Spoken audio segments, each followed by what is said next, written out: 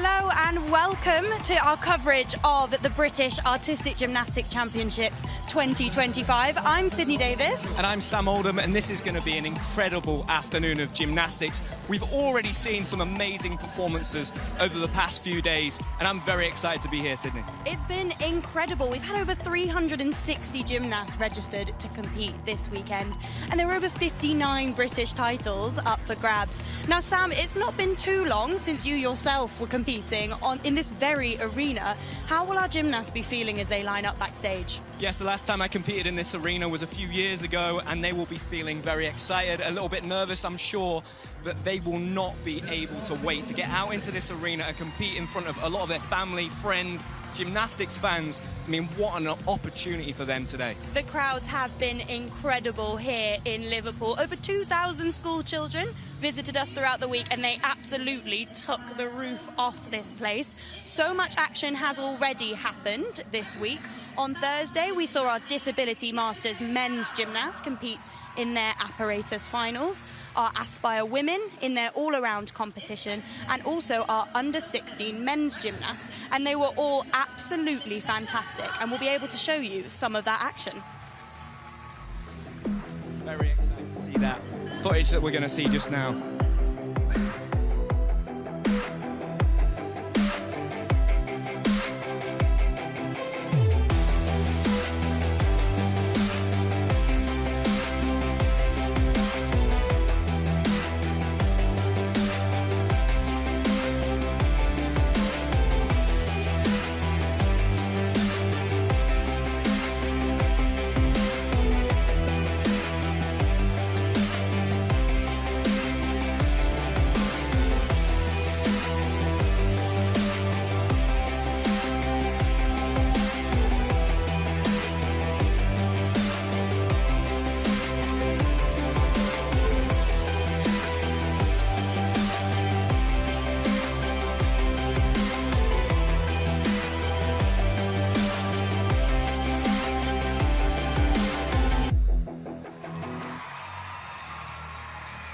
You can see all of the huge smiles there on our gymnasts' faces. That was all of Thursday's action, which was absolutely incredible. Elisabetta Cardelli from Heathrow Gymnastics took the Aspire all-around title, and Uzair Chowdhury took the under-16 men's all-around title. And Friday was incredible as well, wasn't it, Sam? It was, Sydney. I mean, we had some incredible performances on Thursday. I saw Uzair's performances. They were unbelievable, particularly on the high bar. I mean, what a routine. And then Friday's competition, we had Caden Jackson winning the men's gymnastics under 14s. And I think we're going to take a look at those highlights right now from Friday.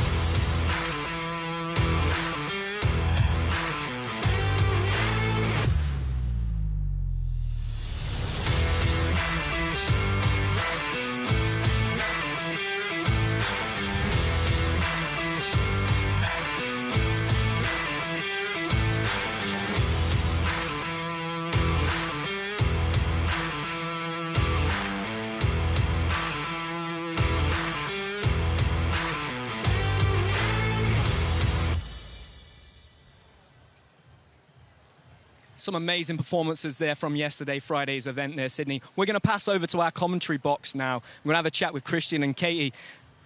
Christian, I'm very excited to hear what was it like, Christian, competing in this arena? You've had your hands on this British all-around title yourself, and what was it like competing in this arena, Christian?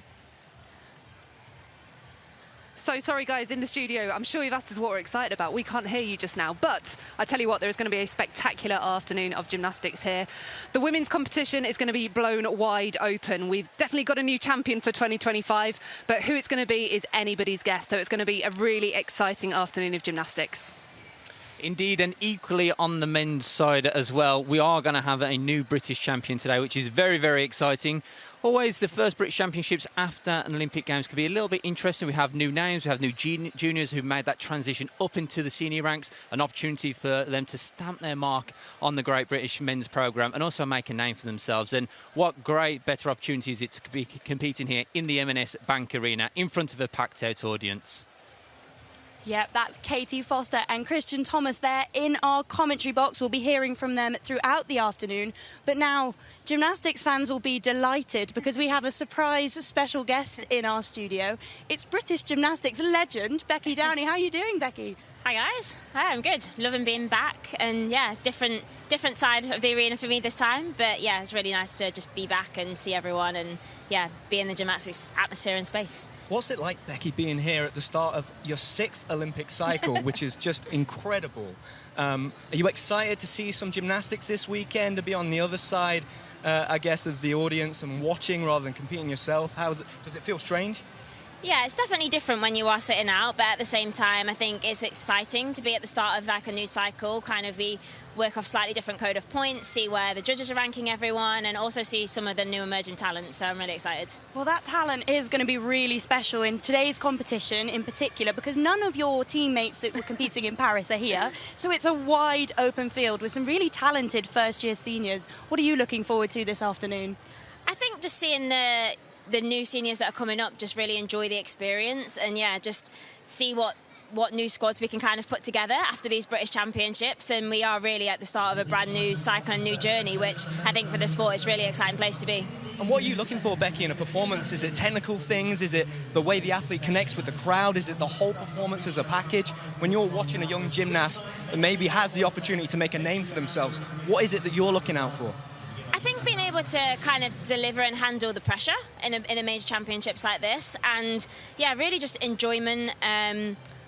I love big gymnastics, so seeing some big tricks out there is always exciting to see for the crowd and yeah, spectators. And yeah, it's going to be a great watch. And Becky, for anyone that perhaps isn't a huge fan of gymnastics and is new to watching today, talk us through a little bit about your gymnastics journey and what's brought you through your career. Oh, that's a big question. So I started gymnastics when I was 7 years old, and I'm now 33. I've had a very long career full of many challenges, but also many highs as well. Been on the national team since I was 9 years old, and yeah, it's been a hell of a journey, but also a very exciting one, and one that I'm not quite finished with yet. How are you approaching this Olympic cycle, Becky? You know, a 6th, I just can't get my head around that number. It's unbelievable. How are you approaching? Is it very much one competition, 1 year at a time? I know you've just had surgery yourself. Yeah, so after Paris for me, I really did kind of go into that thinking it was really going to be my last, and tried to take in every part of that competition, because you do never know, and especially as time is ticking on for me. But I think I really needed that championships to really prove to myself how good I still was, and I still really love what I do, and I've never really considered, LA was never in my sights before, and it kind of was like, you know what, let's take this as far as I can, whilst I'm still enjoying it and whilst I'm still good. And yeah, the original plan was to take a year, just to take some time, just mentally decompress, and say we get a new code of points, figure things out. I've not actually been in a gymnastics gym since Paris, which has been really strange for me, but at the same time, been keeping up fitness. Like Sam said, I've just had surgery, so that was a bit of an unexpected part of the plan, but at the same time, my shoulders are doing really well, and I'm actually really excited now to start tiptoeing back in a gym. Well, given all of that time out of the gym, what have you been doing to keep yourself busy? Have you been any new exciting ventures on the horizon? I took some holiday, so that was really nice. I got to do some stuff with London Fashion Week, and fashion's a big part of like what I enjoy and what I like to do, so that was exciting to have those new opportunities after Paris. And I've also been coaching, and alongside my training, that's something that I'm really passionate about now, and my dream is to be a high performance coach when I finish, so the goal is going to be building up those qualifications now over the next couple of years, and the dream is to have my own space, so I'm very excited to do it. I'm really excited for that journey. As excited for that journey as I am as my own gymnastics journey. So amazing, Becky. And you said you're getting into coaching yourself here. How important is it, that relationship between the gymnast and the coaches here today that are trying to win an individual all-around title? Yeah. How important is that relationship? And also how important are the fans in the arena, right? You know, you will have remembered yourself competing in front of a very small amount of fans when you first started. Now they're competing in front of thousands. Yeah. How important is that relationship with the community of gymnastics, but also with the coaches today? Start with the coaches. I think the athlete-coach relationship is really important. I think having somebody that you can really rely on both ways, for the gymnast and for the coach, and that you really know each other, can help you with your game plan, your strategy, dealing with emotions. There's so much that comes into that relationship, and I think a good connection is key to good performance. And then from the crowd perspective, I think it's incredible that we are able to host championships in arenas like this. I remember when I was growing up in the sport, and as you will have, Sam, like, we didn't have British championships like this from a young age. We were lucky enough to be able to experience it later in our careers, but I think for the young emerging talent, it's so important to get that experience of being on a stage. Having apparatus on a podium is a real privilege for us, looking at nurturing that next talent coming through. And I think once you can experience that at British Championships, when you hopefully then would make a Europeans or a Commonwealths or Worlds, for future Olympians, it's very similar. So it's incredible to see, and it's great that we can put on a show like this. And the crowd here in Liverpool this week have been absolutely extraordinary. What's the reception been like for you being here today? Lots of queues of waiting fans?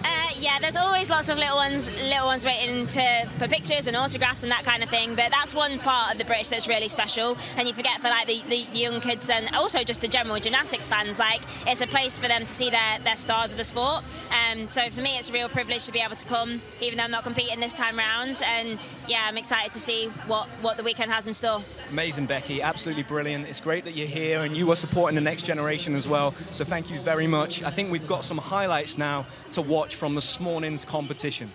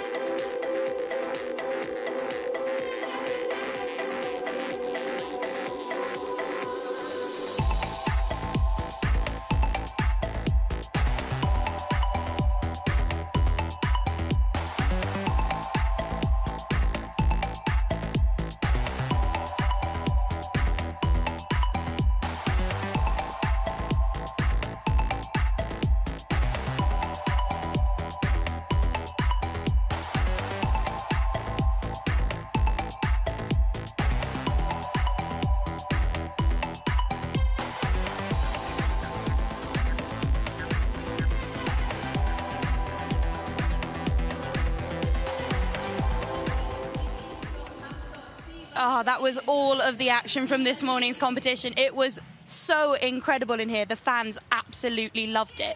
This morning we had the Disability Masters Women's Apparatus Finals, That's right. our Aspire Women's Apparatus Finals, our Men's Under-18 All-Around Finals, and also the first subdivision of the Women's Senior All-Around Finals. It was a busy one, wasn't it, Sam? It was. There was so much action going on all over the arena, and we saw some absolutely incredible performances, particularly in the men's gymnastics under-18 event. We saw Sol Scott take the title there, performing some beautiful gymnastics, and we saw some incredible gymnastics across the board. Yeah, Elisabetta Cardelli, our all-around Aspire champion, did a beautiful beam and floor routine. She's known for her beam routine. She's sometimes called the Beam Queen, and you could absolutely see why here in Liverpool today. And I think we're going to be able to take another look at some of the routines, particularly Lily Heather Maskell's vault in the WAG Masters Disability Championship. Sam, talk me through this vault. So she's performing a straight Yurchenko, and it's a beautifully performed straight Yurchenko. You can see in the air that her legs are completely straight. When she contacts the vaulting table, her arms are completely straight as well. And there's not much movement on her landing, so that's a beautiful vault. I'm sure she was very happy with that performance. Yeah, there'll definitely be a few deductions there. And she actually took the gold medal, so she's surely absolutely thrilled with it. She's from The Wire, and she took home 3 gold medals today, which is just an incredible achievement for a Saturday morning. It's amazing, and I'm sure the crowd in here got right behind her. I'm sure she had family supporting her, club teammates. And like Becky said a moment ago, it's just amazing that these young athletes have got the opportunity to compete in an arena like this. It's an incredible experience for all of them. Yeah, absolutely. And we also had Oliver Porter, who was competing on the parallel bars, and I think we can take a look at this routine now, Sam. So Oliver had a great performance this morning, and I was watching his routine on the parallel bars. He has a beautiful handstand line. That means when he's doing his handstand here, it's absolutely perfectly straight. Does a double back somersault, takes a step. Had a great competition. I believe he finished 7th in the all-around. He did. He finished 7th, but it was a really tight competition. But you could also see that the gymnasts were enjoying going around the competition floor, and who wouldn't with the crowd that you might be able to hear behind us. There's actually record ticket sales for this event, which is just amazing, isn't it? It's absolutely amazing. I think we've got another performance to watch, Sydney. I think we're going to have a look at Kieran Rocket's vault right now. So again, a powerful performance. He's doing the straight full twist, so a Kazumatsu. Another great landing. You can see he gets a lot of height off the vault table there, so the judges are looking for that. And again, a really small landing, very similar to the vault we saw just a few moments ago. So not a lot to take off and a great vault. And the most exciting thing, Sam, is that this is just this morning's competition. We have so much more action to come this afternoon. We're going to have our second subdivision of the senior women's all-around, which is going to be such a wide open field, but we'll also see the return of Jessica Gadarova, which I know the crowd will be waiting for. But also, the gymnasts that competed all week have just done incredibly, and I think we're going to be able to hear the interview now from Blake Gidley from our Disability Men's Masters competition. I'm here with our Men's Disability Masters winners. Guys, congratulations today. First of all, can I ask you to go along and introduce yourself, please? So I'm Blake Gidley from Lincoln Gymnastics Club. I'm Kieran Innes from Fusion Gymnastics Wales. And I'm James Dow, and I train at Plymouth Swallows Gymnastics. So it's been an incredible atmosphere this morning in Liverpool. Can I just ask you to tell us what was your highlight of the competition? What was your favourite part? My highlight was the cheering from the crowd. It was amazing this year. Last year they won a lot, but they've flung it amazingly this year. It was on another level. I think my highlight is actually going around with these boys. I've done this comp for a few years, and to see the standard increase each year is really inspiring. And I'm going to agree with Blake and Kieran really, but the atmosphere today was really amazing, and all the schools coming out, it's amazing to see how excited they get, and it's amazing. Yeah, it was really great to see all the schools here, weren't they? They were really loud. And then finally, can I just ask you to tell us a bit about how you got into gymnastics and what's your favourite part about gymnastics overall? Yeah, so I got into gymnastics basically just because I had a lot of energy as a kid with my ADHD and autism. Went into it, absolutely loved it. Just carried on ever since then. My mum actually got me into it at about 2 because I was climbing over everything in the house. She said I need to learn how to fall properly. Well, actually, I've got a very similar story. I was about 2 or 3, and I was jumping off the sofas and everything. My mum got me in to just help me do it safely, but I've loved it ever since. But the best bit is the connections. You know, the people I've competed with, my teammates, they're my brothers now, you know, like my coaches. It's amazing. I love every second of it. Thanks, guys. Congratulations again today, and hope you enjoy the rest of the weekend. So great to hear about their love of gymnastics, but from one Masters competition to another, we're delighted to be joined by Lily and Nancy, fresh with their silverware. Guys, you must be so happy with your performances this morning. Yeah. What was your favourite part of competing this morning, Nancy? Probably doing my floor routine. Yeah, it was really fun. Is that your favourite event to compete on? Yeah. And what's your favourite skill in that routine, Nancy, that you perform? Probably my full twist at the end. Okay, your full twist. Have you been practicing that skill for a long time? Is it a new skill for you? Yeah, quite a while, yeah. And did you have family in the crowd today supporting you? Yeah, I've got my mum, my dad and my sister. And how much of a difference does that make, Nancy? A lot, yeah. It's nice to just be like supported. Yeah, exactly, amazing. And it's an amazing atmosphere, right? I think we're going to see your vault right now. You just talk us through the landing there. It was a great landing, a perfect vault. When you're competing a vault like that, Nancy, how fast is it going in your head? Are you able to slow things down? It's just like it all just happens at once. You don't really have time to like process what's going on. And what do you feel like in the moments before you run down the vault run up? Are you nervous? Are you excited? Yeah, I was quite nervous today, to be honest. It's my first time competing here, so yeah, I was quite nervous. Incredibly, Nancy. And Lily, I can see your coach just down here on the side. They must be so proud of you.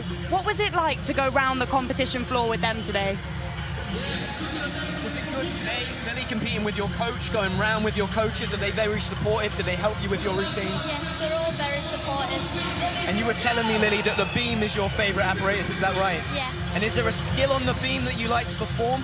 Probably my flick layout. Your flick layout, wow, so the beam for me, I don't know how you guys do that. You are very, very brave. You would never get me on the beam. What's the dismount that you perform on the beam, Lily? Round off full twist. A round off full twist, wow, so it takes a lot of bravery to do a skill like that. What's the apparatus maybe that you found a little bit more difficult than the beam, Lily? Probably bars. The bars, and the bars is a very technical event, isn't it? Yeah. And what was it like for you competing in this arena today and potentially having some family supporting you? Did you have your family with you? Really exciting. That's fabulous. You guys were absolutely incredible. And now we're going to move from some champions to another champion from Thursday. We're going to hear from Elisabetta Cardelli, our Aspire Women's all-around champion.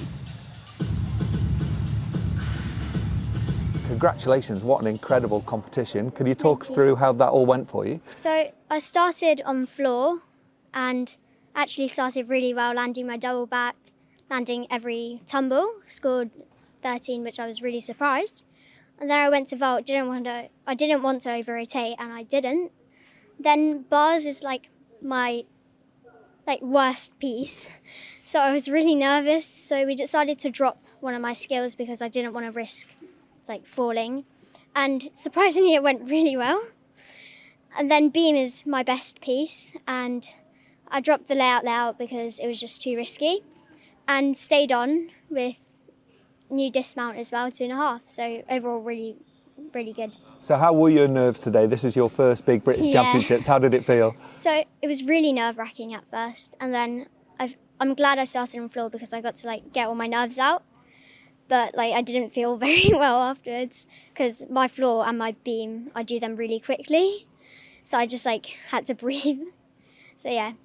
So how proud are yourself? So you're so nervous, but you've done really well. How proud are you? I'm really proud of myself because it's my first British as well. I wasn't expecting to come first. I was expecting hopefully top 10, but yeah. And clearly you love gymnastics. You've got a big smile on your face. What do you love about gymnastics so much? So I just love the sport in general. I love beam. I love working with other people, meeting other people, going to competitions. It's just all a big experience. And you're obviously from an amazing club, Heathrow. Yeah. What's your dreams as a gymnast? Hopefully to compete internationally, but yeah, we'll see. Well, congratulations again. You were amazing. Incredible performances there from Elisabetta, and certainly one to watch for the future. We're now going to hand over to Azir Chowdhury. We've got an interview with him. We're going to hear about his performances. And again, just an incredible performance from Azir. So we're going to have a little listen to him now. It was an incredible competition by you. Can you talk us through your performances today? Yeah, it was really good all around. Started on vault, 2 clean vaults, very good. P-bar, a very clean. High bar, there was new releases, very good all on the bar. Floor, I did a basic floor due to my ankle, which was still a very good routine towards my score.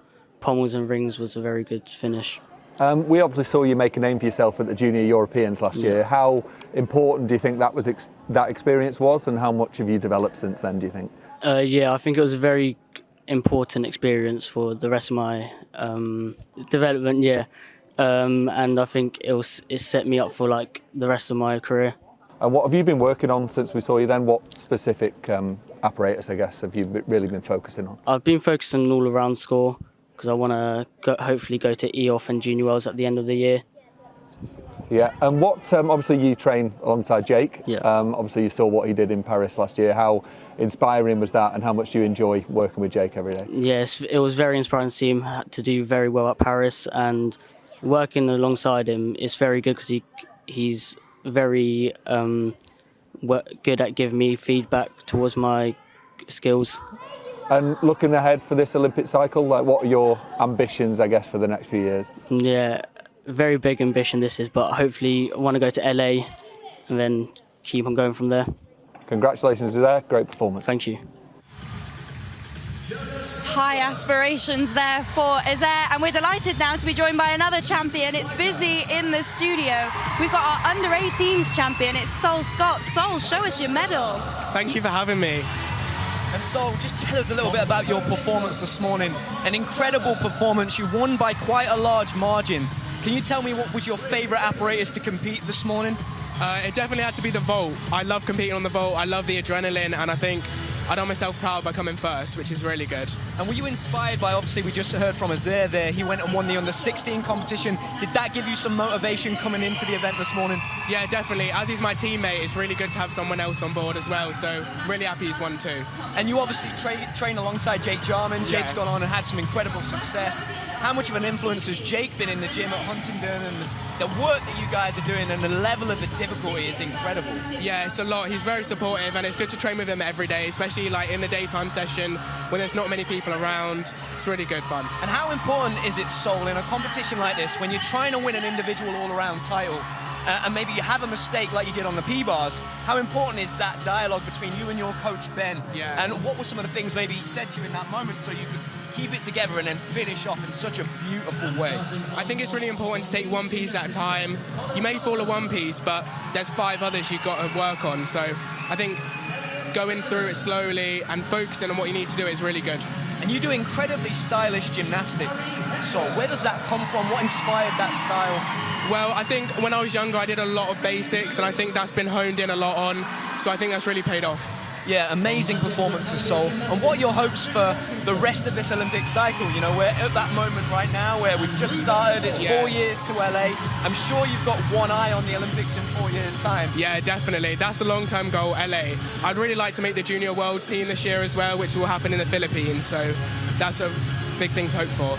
Amazing, mate, amazing. Well, you were incredible, Sol, and you may be able to hear it getting louder behind us because we're getting ready for the start of our men's first rotation in their all-around competition. Sam, who are you looking forward to seeing in this first rotation? Well, it's going to be incredibly exciting. We're starting on the pommel horse, and we've got some incredible gymnasts. We've got Joshua Nathan, who just finaled at the Cottbus World Cup on pommel horse. We've got Jamie Lewis, and we've also got Jake Jarman as well, who's put a lot of work in on the pommel horse. I had a chat with him yesterday. He told me that he has aspirations to really push for medals all around in this Olympic cycle. So a lot of exciting names to look out for in the first rotation. Well, he'll definitely be a fan favourite. I think I've seen plenty of signs with his name on them. Because just tell me, you yourself have won an Olympic bronze medal, and Jake won one this summer in Paris. How does that impact how you go back into the training hall? I think for Jake, Sydney, it's going to be a massive motivator. You know, he's going to want to turn that bronze, hopefully, into silver or gold in 4 years' time. And that's certainly going to be his main motivation. He's a world champion. And so there's no way he's not thinking about LA 2028 and potentially winning a gold medal. But having chatted to him yesterday, he's very much taking it one step at a time. And this is that first step on that journey. And this is outside of an Olympic Games, a World Championships, a European Championships, and the Commonwealth Games. This is as big as it gets. And the trophy that the gymnasts are competing for today is the original trophy from 117 championships ago. It's very, very special, and the best athletes in gymnastics have had their hands on that trophy. Well, I can't wait to see them compete for it. We're going to pass you over to our commentary team. Katie Foster and Christian Thomas are ready for you in the commentary booth. Thank you so much, guys. We're looking forward to an outstanding afternoon of competition here. Chris, of course, the boys are starting up first, so are you excited? Are you nervous? What are you feeling? I think the overwhelming thought right now is excitement. It's a new code of points, which is obviously gets almost the rules of gymnastics. They get reset, rewritten a little bit after each Olympics. So there's always a little bit of uncertainty in this first year of exactly where the gymnasts are going to place themselves, how they're going to construct the routines, how they're going to build that consistency over the next few years. So there's plenty of action to be seen. We've already referenced, we've got Olympic medalists, we've got world medalists, we've got European medalists and champions competing as well over the next couple of hours. So it's going to be a very, very exciting afternoon for sure. Absolutely. And you mentioned the changes to the code of points. The men have got quite a lot to deal with this time around, haven't they? A change in the number of moves in each routine. Absolutely. That is probably the biggest and most substantial change for these gymnasts.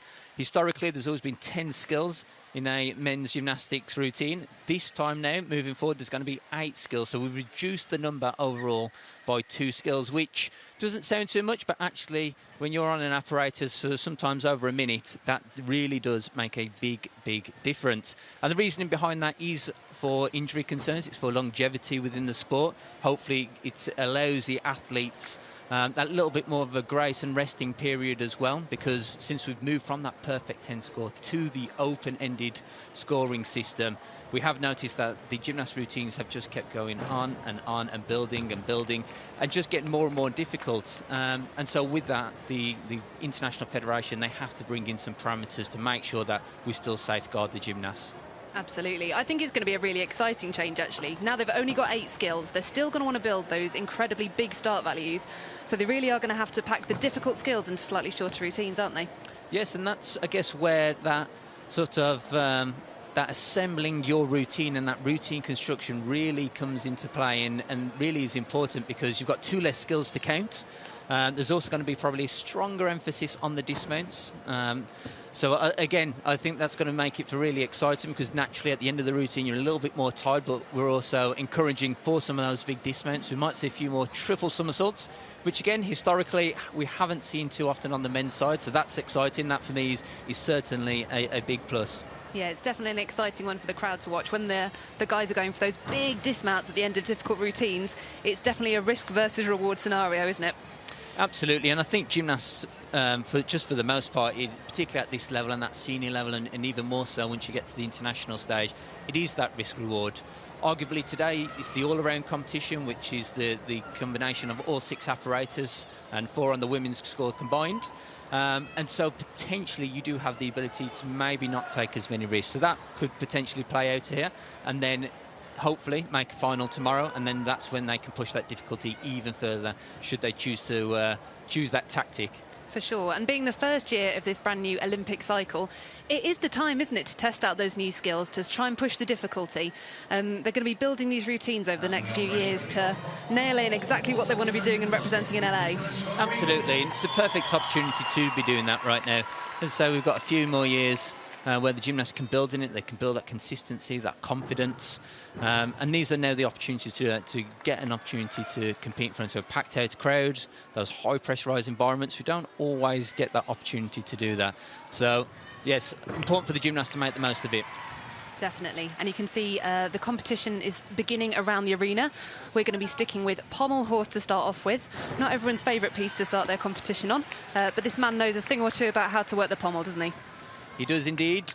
He's a world finalist on this apparatus. Sam also mentioned earlier, recently just come back from Cottbus World Cup, where he was a finalist.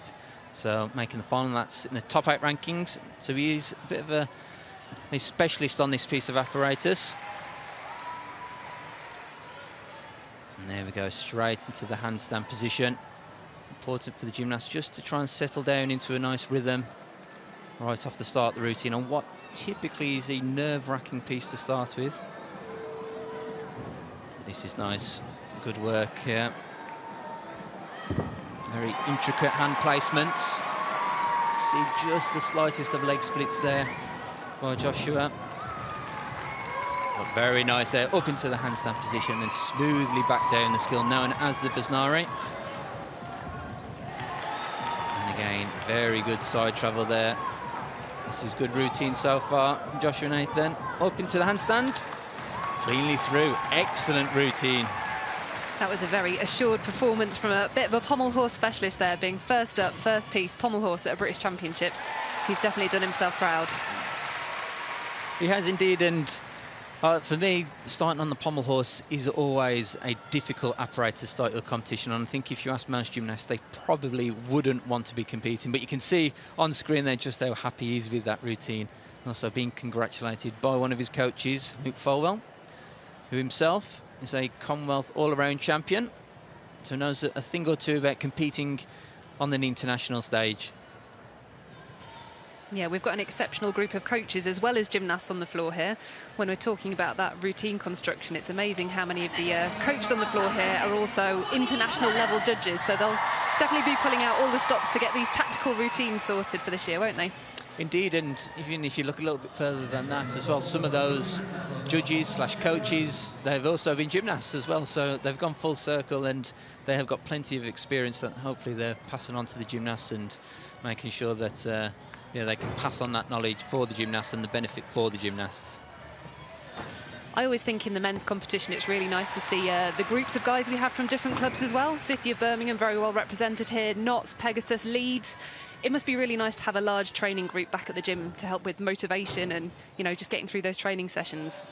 For me, it definitely makes that difference. It's certainly something where you can push each other and day to day in the gym, and I think particularly at City of Birmingham we can see that's paid dividends the last few years. And we can see here we've got next gymnast up from City of Birmingham, Rumel Robinson-Bailey, formerly of Earls Gymnastics Club, made the switch a couple of years ago to compete for the City of Birmingham.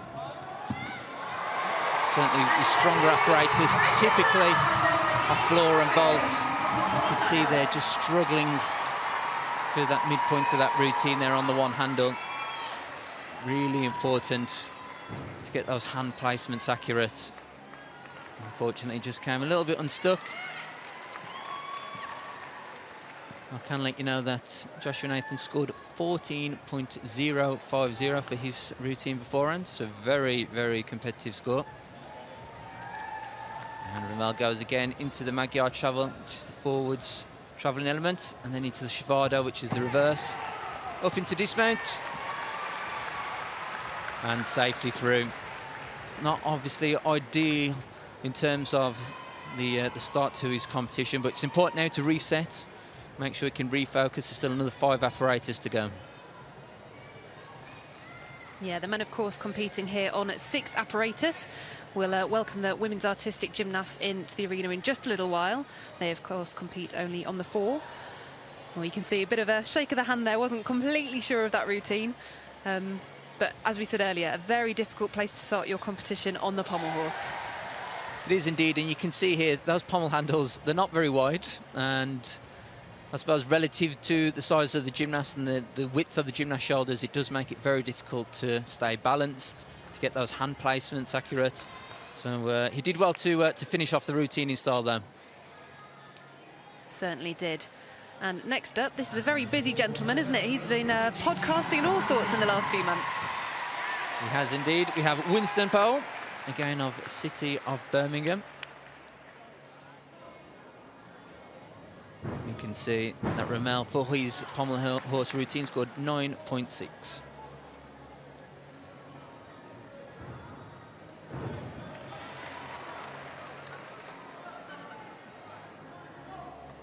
Nice work there by Winston, very difficult.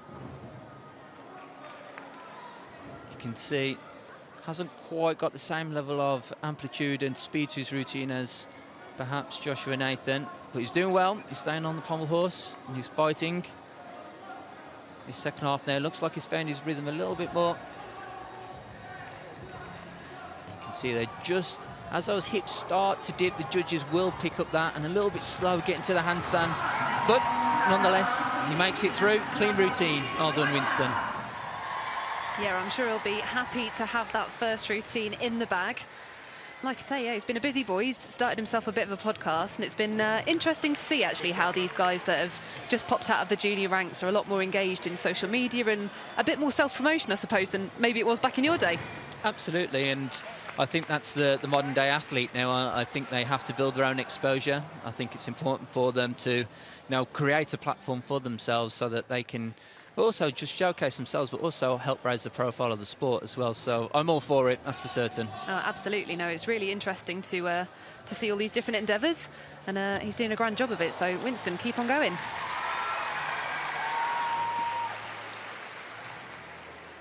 You can see on the pommel horse our next gymnast also represents the city of Birmingham, Zion Azir. And again, coached by Luke Folwell. And we can see Winston, for his routine, scored 12.35.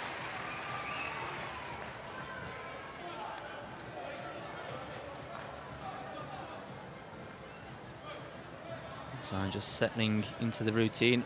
Oh, unfortunately, you could see he stopped there. The judges will count that as a full stop. Oh, and again, I think probably just needs to jump off the pommel and reset. Very difficult. Once you become static on the pommel horse, it's so difficult then to pick back up and literally have to use all your strength as opposed to the momentum of the pommel horse swing. Well, we go again. That's better. And moving onto the leather. And again, his sideways travel, really struggling on this apparatus today. Pommel's definitely a piece that's dependent on maintaining that rhythm, isn't it? And like you say, it's so difficult when you've had one mistake, it kind of throws the whole routine off balance. It does. It's obviously an apparatus that you just want to try and settle yourself and settle those nerves. It's usually at the start of a competition, you have a little bit more adrenaline. And you can see here, perhaps he's just not been able to get control of that. It's a little bit tricky, a little bit twitchy on the pommel horse. So we say pommel's not always a fun place to start your competition. Where did you like to start your all-around if you got the choice? I think typically rings is a good piece because you can use your strength, you can use that adrenaline. For me, that was always one of the better apparatus to be starting on. Or perhaps sometimes floor and vault, because you could use a little bit of your adrenaline and the sort of power that you're feeling from the start of the competition and channel those nerves and that energy in the right way. Pommel is the complete opposite. You need to be able to tamper that adrenaline and bring yourself down to a steady state to make sure then that you can stay in control. And you could see Coach Luke Folwell there doing his very best to bring the gymnast back into the room, reminding him no doubt that he's still got 5 pieces to go and the day is new and just begun. Absolutely, and this is where we touched on how important the coach relationship is, because they have that experience. They would have been there themselves in this exact same position at some point in their career. So no doubt, words of wisdom by Luke Folwell. Our next gymnast representing Woking, Jamie Lewis. A favourite for this title here today after some recent success at the English Championships, so definitely one to watch. It's a good start there, the sheer into handstand. Typically he's been a very good pommel horse worker over the past few years. He's been part of the GB junior squad for many years, a junior European champion.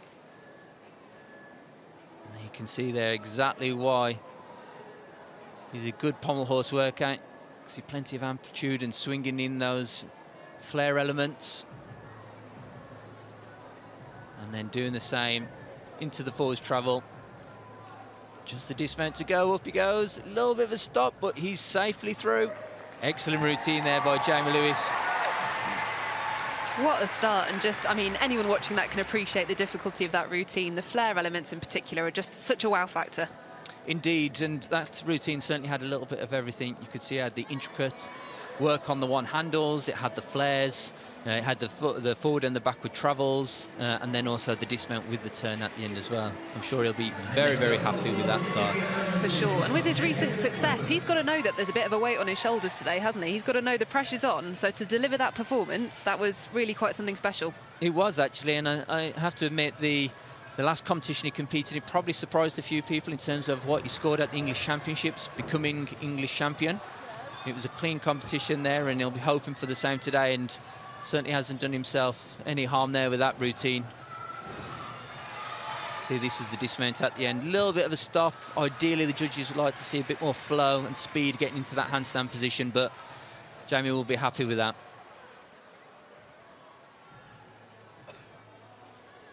Now, our next contender on the pommel is certainly not a stranger to any of our audience, I'm sure. Had a bit of success in Paris, didn't he? Just a little.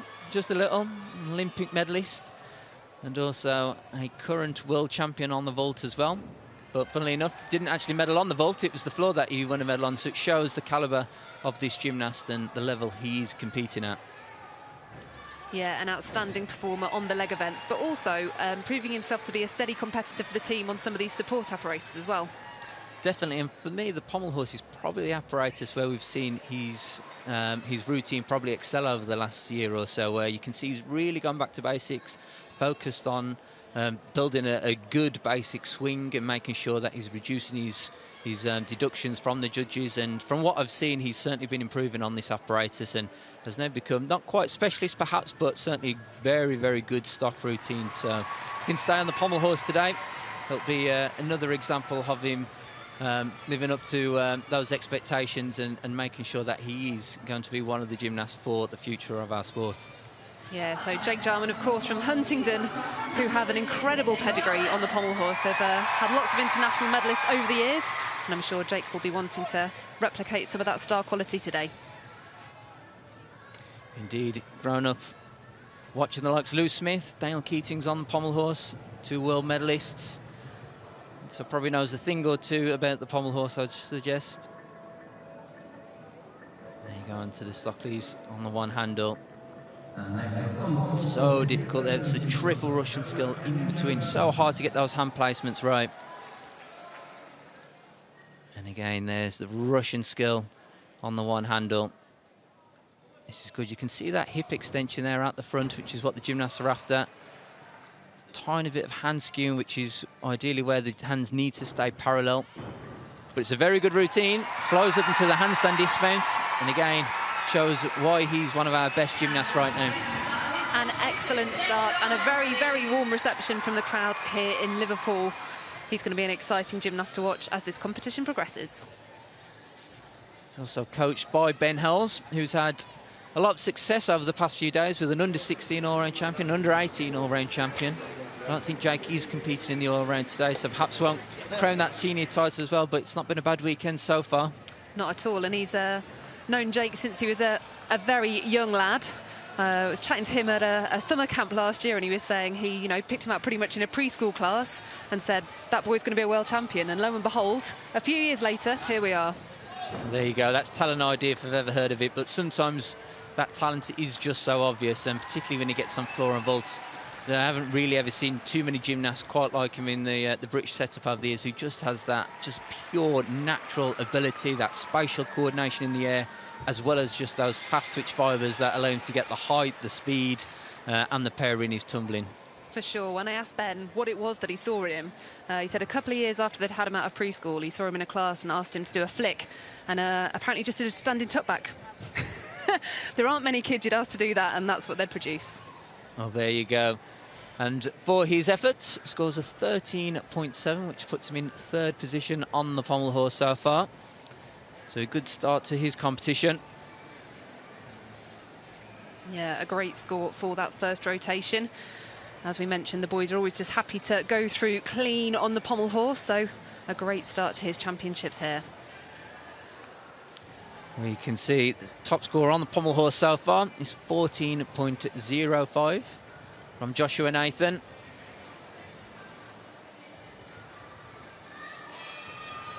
Okay, of course, we've had our focuses on the pommel horse in that first rotation. It looks like the competition has concluded, but right now we've got a chance to look back at Courtney Tulloch, the King of the Rings. Well, Courtney Tulloch, very experienced gymnast now, has been a world medalist in this very arena on this piece of apparatus, and knows a thing or two about strength. You can see why there, that Maltese element there, completely flat, certainly held it for the full 2 seconds. Solid in that handstand position, and then moves back into the top planche. Minimal movement. Ideally probably needs to hold some of these positions just a fraction of a tenth longer. And you can see, this is a good angle actually, where you can see the shoulders a little bit higher than the feet, so the judges will spot that. Some excellent work. And the triple back somersault. We mentioned we might see a few more of these somersaults dismounts over the course of this Olympic cycle, and that's a perfect example of it. So good to see Courtney back in the competition arena. I know he had some serious disappointment last year when he wasn't selected for that Paris squad. He's been so close so many times to making Olympic team, but clearly back in at the M&S Bank Arena this year and looks like he's enjoying himself. Indeed, it's a good start to his competition, scores 13.95. He took the big step back on the dismount, so did ever so well to make sure that he captured the landing and didn't give any further deductions away. You get all that height and all that rotation, sometimes it can be difficult to spot and just control the landing. Absolutely. So we can see the standings after that first rotation of competition. Olympic medalist Harriet Hepworth is currently in the top spot with a 14.5, and Jonas Rustworth, his teammate from Leeds Gymnastics Club, just a tenth of a point behind, whilst Ruben Ward from the Manchester Academy of Gymnastics currently sits in third place.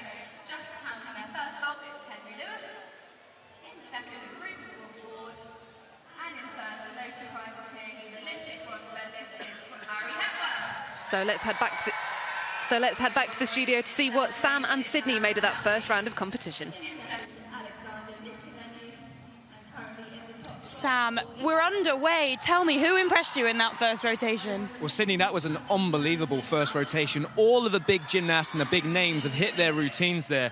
So we had some incredible performances, but Joshua Nathan started off brilliantly on the pommel horse, got a score of 14, and then we had Jamie Lewis again doing another great pommel horse routine, 13.95, and then Jake finishing up with a 13.7. So it's actually been about 20 years since we've not had the likes of Lewis Smith, Daniel Keatons, or Max Whitlock in a British pommel horse lineup. So it really is an open field on that apparatus. So I think we're gonna have a little look at a routine on the rings here from Oakley Banks, so we can see what Oakley did on the rings. So the rings is a very, very difficult apparatus. Quite often when you think of men's gymnastics, you think of the iron cross and the rings. We're going to have a little look at his routine. He has a beautiful long line. And you've got to make sure that you're holding all of these elements for 2 seconds. That's a beautiful crucifix. That skill's been upgraded in the new rules right now. And it's called the still rings because you're trying to keep them still, Sydney, so you don't want them to be moving too much. He's doing a really great job. Like I said, one of the taller gymnasts that we've got, so you can see that beautiful long line whenever he's in a position like a handstand. And that's a Jonasson and a Yamawaki skill, so the double somersaults. He's trying to keep his body tension there in the handstand. And we're getting ready for the dismount. And a double twist in double back, a great routine there from Oakley. And Sam, you mentioned that this year, post-Olympics, the code of points for the men's gymnastics has changed. How is that affecting what we're going to be seeing? Well, it's having a massive impact, Sydney, because the gymnasts are now going to be performing routines with only 8 skills instead of 10. So they're going to theoretically have a lot more of an endurance, and that endurance is going to help them do some big skills. So in men's gymnastics in this Olympic cycle, what's being valued really highly are the exciting, massive dismounts with triple somersaults, double twists, and obviously that is brilliant for the spectators and very, very exciting for anybody watching back home. Well, they absolutely are loving it here in Liverpool. Our gymnasts are making their way around to the second rotations, and we are going to be seeing the Scottish champion Ruben Ward on the parallel bars. Has he impressed you so far, Sam? Yeah, Ruben started incredibly well. Like you said, he's the Scottish champion. He won that title a few weeks ago, scored a 14.2 on the vault, did a triple twist, a very, very difficult vault. Another young gymnast that's only recently moved up to the senior ranks. So an amazing performance, and I'm very much looking forward to his routine on the parallel bars. And I think we've got another vault here to watch, Sydney. So we've got Sam Mustafi on the vault.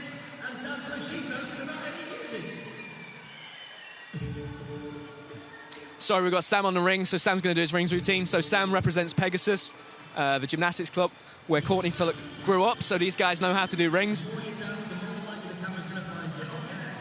And a very strong start from Sam. So he does the Azarian, which is the back circle to a crucifix. Again, really nice long lines, great toe point. He's looking to hold all of these skills for a full 2 seconds. It's very hard when you're doing a rings routine and you've got the adrenaline going through your body to slow things down and hold it for those 2 seconds. He's got to try and control this handstand. He does a great job. See what dismount we've got. So another double-double and a great routine, a really solid start for Sam. These young gymnasts have really been impressing so far in the first rotation, and there's still so much for them to go. We're only on rotation 2. Who are you looking forward to seeing, Sam? So some of the performances we didn't see there live in the broadcast. Harry Hepworth on vault, incredible performance on the vault, so he scored an average of 14.5. So Harry is an Olympic medalist on vault. So I'm excited to see Harry throughout the rest of this competition. Like you said, we had Courtney Tulloch on the rings. He did a great routine. He did the triple back somersault. So there, Courtney's going after those big bucks and trying to land that dismount. And another thing that we should point out, that the men now have a sticking bonus. So if the gymnast sticks his landing, regardless of how low he's landing, he gets a 0.1 bonus. So that dismount is worth so much. So expect to see a lot of triple somersaults today. We'll absolutely be focusing on all of those. And Katie mentioned in commentary that Courtney Tulloch has had an unlucky few years. And I think you could tell today that he's just... the grit and determination on his face to prove himself was clearly there, wasn't it? Yeah, I had a conversation yesterday, Sydney, with Courtney, and he told me that actually if the rules hadn't changed and it hadn't dropped to 8 skills, he thinks he would have finished. So that's a gymnast that's benefited from this new code of points. Courtney obviously feels that at 8 skills, he's going to be still competitive with the best gymnasts in the world. And like you said, Courtney's missed out on that Olympic Games experience. I'm sure that's in the back of his mind. Look, it's a long 4 years, but the level of gymnastics that Courtney is doing, he will still be in the mix in 4 years' time. Well, he's fortunate that the skills have gone down to stay around, but the crowd that we can see here in Liverpool are also clearly thrilled at the skills that they're getting to see on the competition floor. Our gymnasts will shortly be finishing up their warm-ups for rotation 2, so we'll be passing you back over to Katie Foster and Christian Thomas in our commentary booth.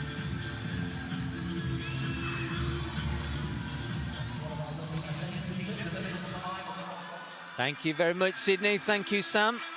Gymnasts now just final preparations before they get ready to perform, get their mindset ready. It's not just always about the physical side to the sport, it's also about the psychological side and how they prepare as well mentally. For sure. These guys will have done hundreds of routines in training over the last few weeks and months. But it really is down to the mentality and the mental toughness to perform those routines when the pressure is on and when you have to raise your hand to the judges. Indeed. And also what's quite interesting, sometimes gymnasts that have a great start to the competition, how do you maintain that and not get too far ahead of yourself? Make sure you stay process driven, not just thinking about the end of the routines. And equally those that haven't had the great start to the competition, how do they remotivate themselves to get themselves back into it? Yeah, gymnastics is definitely as much a mental sport as it is a physical one, and that's certainly saying something because it's pretty tough physically too. So we're going to be turning our attention to the P-bars in this rotation. The guys just making their final preparations. They do get a little bit longer on the P-bars, don't they, to warm up than other apparatus because they have quite specific settings, don't they?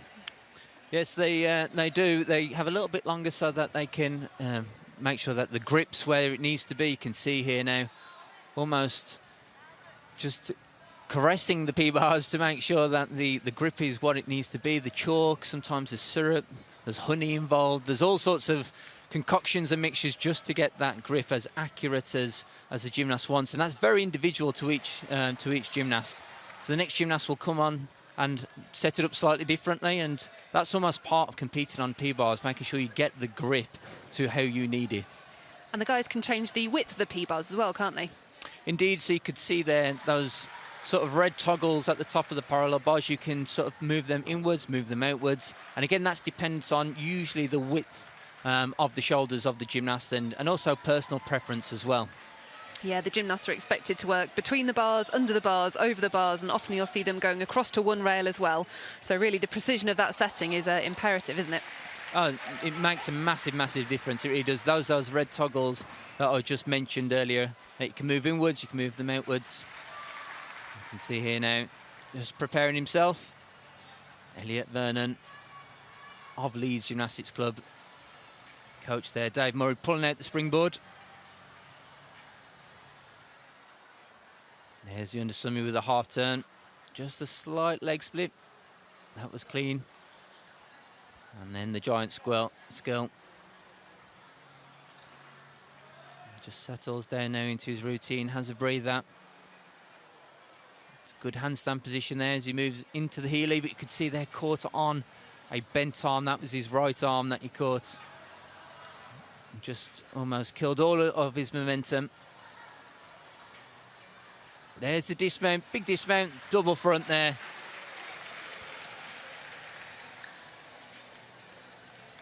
I'm sure he would have liked to be a little bit cleaner in that routine, but certainly not a bad effort. And the impact on P-bars of losing that momentum, not quite as bad as it is on the pommel horse. Yeah, you're able to sort of, I guess, restart a little bit easier on the parallel bars. You can see it was that one skill that he had to take the extra swing, so that is the deduction. But the rest of the routine was very clean. So I think the score-wise, it should still be okay. And just debriefing there with his teammates from Leeds Gymnastics Club. These guys have had a tremendous amount of success at not just these British Championships, but at a wide variety of international competitions over the last few cycles. The consistency with which they're producing exceptional performance is just outstanding. Indeed, and you can see here that they're all benefiting from that, and what we mentioned earlier, training as a group, able to push each other on to bigger and better things, and that's certainly helped raise the level of everyone who's training at the Leeds Gymnastics Club. Also home to Olympic medalist Niall Wilson. So again, they've certainly been having a consistent amount of success now for a good number of years. And it's great to see the coaches, Tom Rawlinson, Dave Murray, Andrew Butcher, all contributing to that success. Yeah, it's a really great team up there in Leeds, and I think they all complement each other really nicely. Dave always seems such a cool, calm, collected character, doesn't he? Well, I think that's important for the gymnasts. When they see that the coach is calm, that just gives that good level of energy for the gymnasts. I think that's really, really important because if if the coach is getting a little bit elevated, is getting a little bit excited, you can feel that as a gymnast, and almost you want the complete opposite. You want calm, you want composed, which is really important. Definitely. And in fact, there's so many men taking part in this competition today from Leeds. They've got lads competing across two different pieces of apparatus at the moment, just a hair's breadth away from each other on the P-bars and the high bar at the same time. But I'm sure lots of team support between all of the guys from Leeds Gymnastics Club. Well, we're just waiting for the score of Elliot Vernon to come in. And it looks like it's just coming now, 12.2. And they'll be moving on to our next gymnast, Henry Lewis.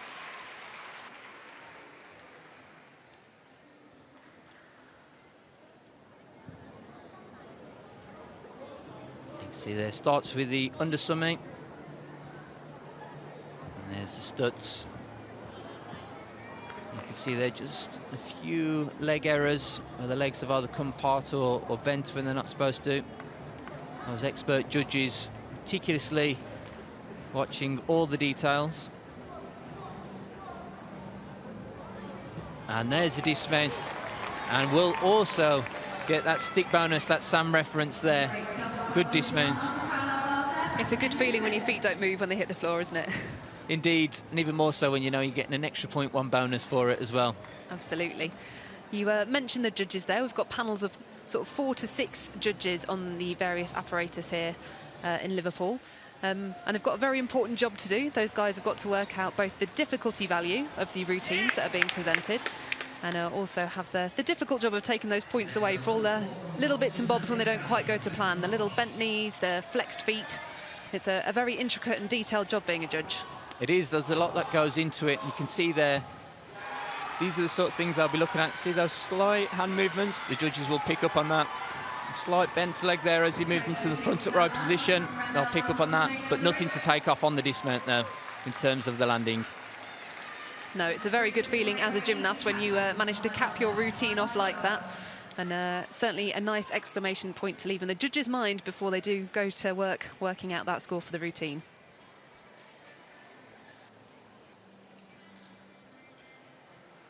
You can see here our next gymnast on the parallel bars, just preparing his hands now. There's that grip that we talked about, which is really, really important. You can see there that mental rehearsal as well, practicing the routine in his mind, getting a feel for what it might feel like once he's up there competing, steadying, calming those nerves. You can see he's got his own bag of chalk there as well. The gymnasts can be quite particular about what variety of chalk they use. You'll see quite a few of the girls later using block chalk, but the boys tend to lean towards powder, don't they?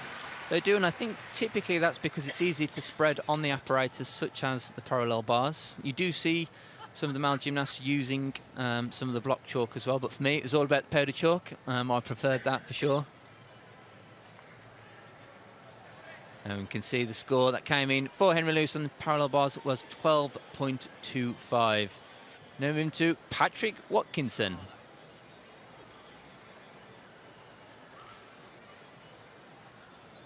There's the Healy scale. Changes direction. There's Unasumi a little bit slow, getting to that handstand position.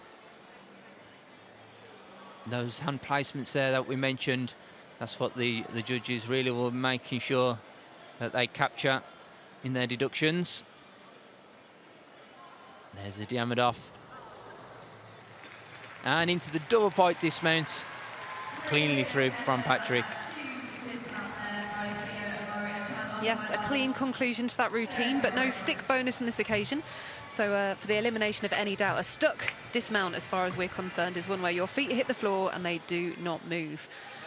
That being said, the judges can also take deductions for things like trunk movement or extra arm swings, can't they? So you do have to weigh up whether it's worth taking that little pace or if you think you can find your balance by another method. Indeed, that's my understanding as well. I think as long as your heels don't come off the floor, then that counts as your stick, but doesn't necessarily mean you won't incur deductions if your arms are then trying to keep you on balance and moving, and also the trunk of your body as well. You can see there, that's the dismount, the double pike dismount. Cleanly through, just a small hop forward on the landing.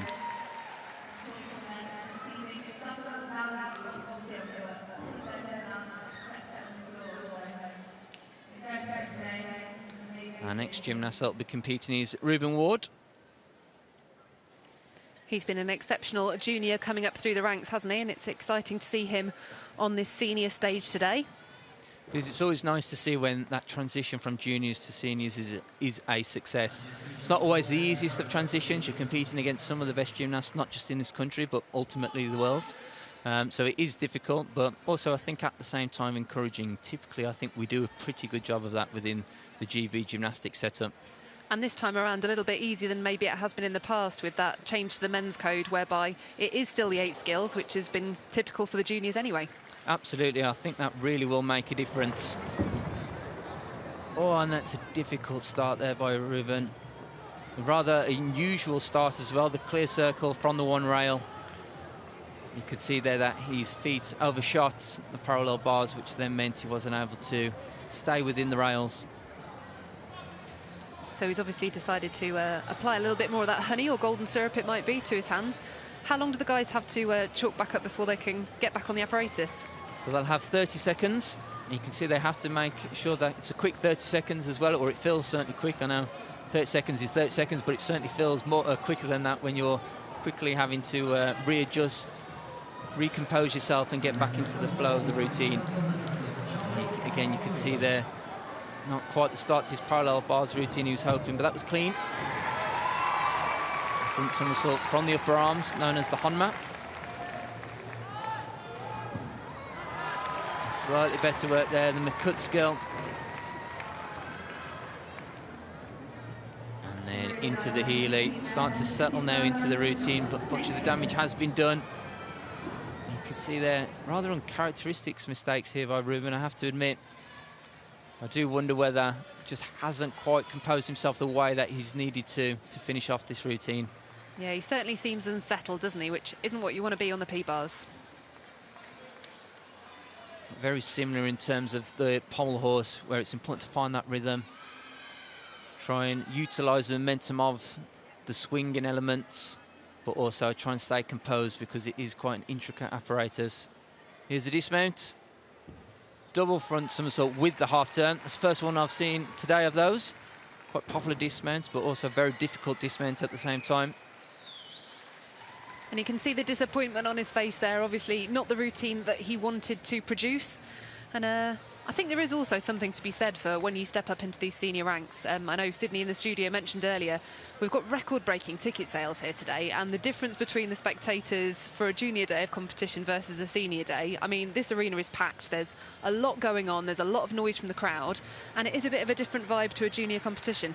It is, to be honest, this arena right now with the crowds, it feels more like a European Championships, maybe even a World Championships as well, which probably suggests the great job And the great opportunity that the British gymnasts have to compete in front of these audiences, for me, that certainly is a bonus, because it puts you under the limelight and it gets you prepared for what a major championships might feel like. But it is also very, very difficult if it's your first time and you're stepping into this environment to actually ignore everything else that's going on. It takes a lot of practice to be able to switch off from all the outside noise and just concentrate on your gymnastics. Yeah, it's a big skill that these gymnasts need to learn, isn't it? So, like we mentioned earlier, there'll be lots of new skills going into routines this year, just to test and feel them out a little bit at the beginning of this Olympic cycle. Because you really do want to know that when you put your hand up in 4 years' time at the 2028 British Championships and coming towards those Olympic trial selection events, that you're really confident and composed about what you're about to perform. Absolutely. And our next gymnast on the parallel bars, Connor Sullivan from Leeds Gymnastics Club.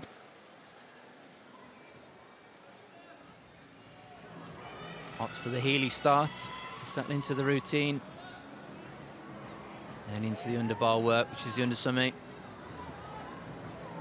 The giant there does well just to move his hand to make sure that he can continue with the routine. Very steady in the lifter handstand. Opts not for the dismount. I do wonder whether that's perhaps an injury, perhaps just to protect himself, maybe a lower limb injury.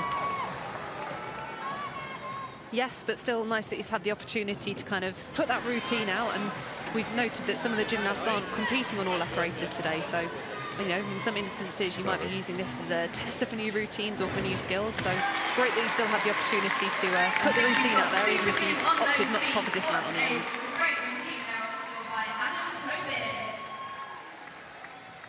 We are starting to near the end of this second rotation. It's been a very quick competition so far. It certainly felt quick. One gymnast up after their next.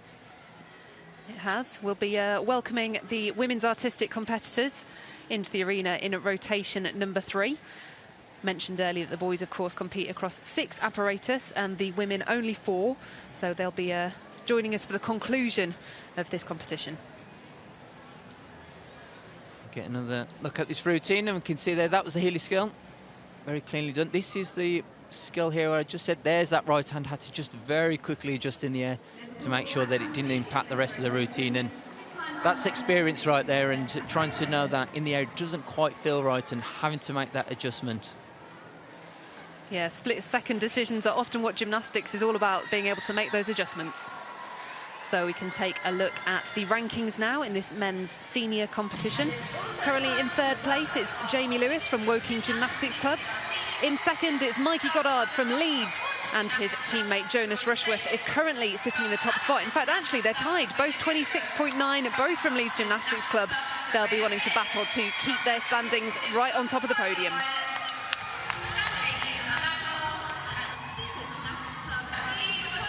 So after 2 action-packed rotations of competition, let's throw it back and see what Sam and Sydney have got to say.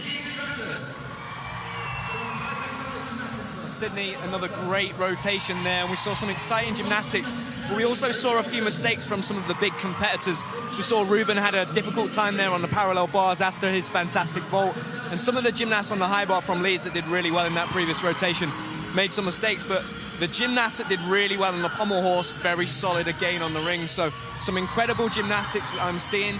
We can see from the standings there that Jonas Rushworth is tied in 1st, and even though he had a mistake on the high bar, he did a loop-in skill, which is an incredibly difficult skill on the high bar, one of the most difficult, and that helped him keep his score high enough to be in 1st at the moment. So some incredible gymnastics again in that rotation. Absolutely, and the crowd absolutely loved it, and you can probably hear them behind me now going absolutely wild, because as Katie mentioned, our female all-around gymnasts are joining us in the arena for the final 4 rotations, and it's going to be so exciting. As Becky Downey mentioned earlier, the field is wide open, but I have no doubt that this crowd is going to go absolutely crazy when Olympic, world and European medalist Jessica Gadarova makes her return to competition. She's only competing on the beam and the bars. Viewers will know that she had an ACL reconstruction surgery a year ago, which took her out of the Olympics, but she is going to be ready to compete again and try and retain her title. We're going to take a look at Jonas Rushworth's horizontal bars from the last rotation as our gymnasts start their warm-up. Talk me through this routine, Sam. Well, it was an incredible routine, Sydney, and what I was looking out for was whether or not he was going to perform the very difficult full twist and straight Kachev skill. I think we're going to get a chance to see it here straight away. So you can see it's an incredibly technical skill. There's so much happening in such a short space of time.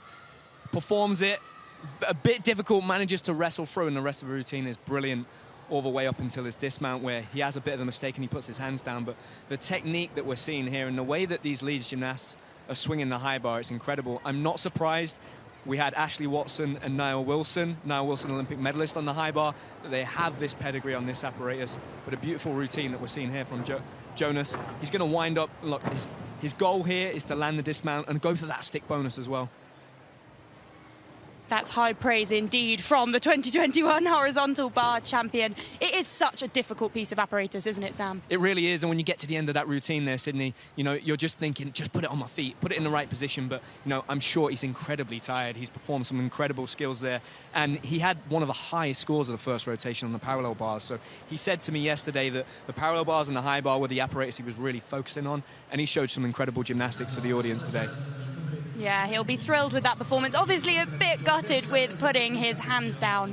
But, you know, those things, mistakes happen. But as you heard Sol say earlier, that there's still 4 rotations left. There's still a chance to prove themselves and really step up. And that's the advantage that the men have, Sydney. There's 6 apparatus, right? So Jonas has taken a mistake there on the high bar, but there is still plenty of time, and there's so much that's going to happen. I know that in a moment, this crowd and the audience is going to almost double in volume when the girls enter and they start doing their performances on the apparatus, so I'm sure that's going to help the men. And I think the next routine that we're going to watch is from Jack Stanley. So yeah, we've got another high bar routine here. I think Jack is remounting the bar after a mistake, after a fall. So the high bar is such an incredibly difficult apparatus because, you know, it seems pretty obvious, but you've got to let go and you've got to catch it again. And that high bar is 2.8 meters high and it's made out of steel. So a very nerve-wracking apparatus to compete on. But it's probably one of the apparatus that the audience and the fans and the spectators look forward to the most, because I always say, if it goes well, it looks amazing, and if it doesn't go well, it still looks amazing. Well, talk me through that mindset. As you mentioned, Jack had a fall at the beginning of his routine. How do you brace yourself to get back up and get on that bar? Well, that's an incredible question, Sydney, and I was in that position at the London 2012 Olympic Games in front of 20,000 people and 12 million people watching on TV, and I fell from the high bar, and you have 30 seconds to compose yourself, think very quickly about what it is that you're going to do next, and you have to try and stay calm in that situation so you don't make another mistake. But it's very, very hard to do. It's all about mindset. But these guys, like I said, they train with each other day in, day out, and they learn from some of the very best. And more often than not, they are the gymnasts that came before them, and we've got the likes of Christian Thomas in our commentary box, who has performed that Lukin skill on the high bar and has been in high bar finals himself. So learning from the experience of the gymnasts that you train with in your gym. Absolutely. And heading back to our commentary box, I know that Katie Foster will be very excited as our female gymnasts head onto the floor. And so in a bit, we'll be able to hear who she's excited by. We'll be focusing on our floor gymnasts first, where we'll be able to see the Roper twins. They're 19, training down at Piper's Vale. And a lot of fans will know of the Gadarovas twins, but the Roper twins are also really making a name for themselves in the Welsh training squad. They'll be eyeing up the Commonwealth Games in 2026. And Sam, you represented Team England in 2014. How is it different representing GB or England? That's a great question again, Sydney. All of these gymnasts here will be representing a home nation, so whether that is England, Scotland, Wales, and obviously Ireland as well, and Northern Ireland. Now, the Commonwealth Games is one of the only opportunities you've got to represent that home nation. So for me, I was incredibly proud to represent England at that Commonwealth Games in 2014. And most of the athletes in this arena will have one eye on the Commonwealth Games. So they'll be thinking about this being the first step towards Glasgow, a home Commonwealth Games, an incredible opportunity, and it's going to be very exciting. So I'm excited to see which gymnasts perform well in this first rotation on the floor, and I think we're going to pass over very soon to the commentary box. We're going to hear from Katie and Christian. Thank you so much, guys. And you're quite right. I am delighted and incredibly excited that we now welcome our WAG gymnasts to this competition arena. I'm sure the audience watching at home might have heard the reaction when Jess Gadarova was announced into this Liverpool M&S Bank Arena, because let me tell you now, it was incredibly loud. There are definitely some fans here who are excited to see her. I was also thinking, Katie, just how busy the gym felt as soon as all the women gymnasts entered. It certainly felt on the warmth there, just a hive of activity. For sure, if you're taking part in the touch warm-up on floor when it's the men and the women going together, it's a hive of activity. And thankfully we managed to avoid any collisions during that warm-up. But we've got a very exciting performer starting on the floor. It's no other than Luke Whitehouse from Leeds Gymnastics Club. Olympic floor medalist, not medalist, sorry, finalist. It's okay when he's a medalist, a double European champion medalist on this apparatus. It's very experienced. There's the triple back, very well performed there. Lots of height, lots of momentum, good landing as well. And again, excellent work there, combining those front squats, girls, the double twist into the double front. There's the triple twist down the side. Also looks like there's been an addition of the Olympic rings tattoo on his arm. Should imagine that's been new since the Paris Olympics in the summer. Gymnasts have the 70 seconds to perform the routine. There's the 2.5 twist into the straight front forwards. And this is the new addition from the new code and rules that we talked about. Gymnasts have to incorporate their balance into their routine now and hold that balance still. There's a dismount, double twist in double back. Excellent routine there by the double European champion, Luke Whitehouse. Just outstanding air awareness throughout that routine. It was a very minor mistake to the untrained eye in the Paris floor final that kept him out of the medals, but he truly is an outstanding international competitor on this piece of apparatus, isn't he? He is, and what I like about his routine is that it has everything. It has the power skills, it has the somersaults, it has the twists, it has the combinations. Now also with the balance, so it has a little bit of everything. Yeah, any routine that starts out with a triple back is A-OK by me. We get the first of our women's artistic performers now on the floor. This is Tegan Trafford from Summit Gymnastics. Tegan was a very successful junior athlete and a standout performer here on the floor, opening with a huge full twisting double back somersaults.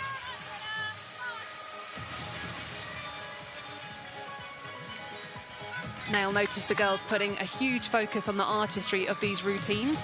One of the changes that we've had in our code of points this cycle is additional artistry deductions, and there's a significant focus on musicality. So you'll really see the performers trying to sell their routines, making sure their style and movements match exactly with the music, whilst meeting all of the gymnastic requirements too. You can see Tegan working hard there through her leap series, building the difficulty using tourgette elements as well as turning change leg leaps. All of these routines have to be cleverly choreographed to make sure the girls have got enough energy left for the big gymnastic skills, whilst also really selling the performance. You can see she's had a quieter section of dance on the floor and a big shrug of the shoulders as she takes a breath for this last tumble. 2.5 twist, just the pace forwards. A little bit of leg form in the air on that somersault, so the judges can take a small deduction there.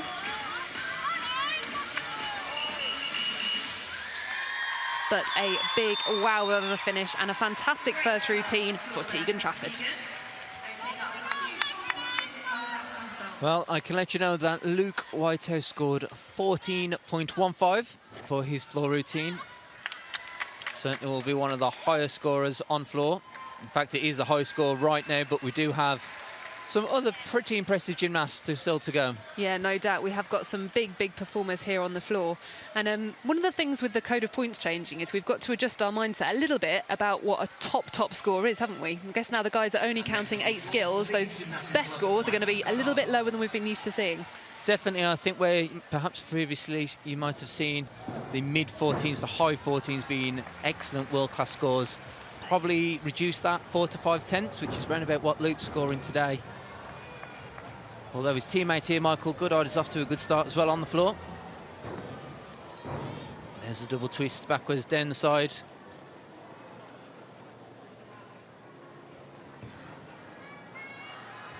Showing that strength and balance there, the lift to handstand. Make sure he holds it for 2 seconds.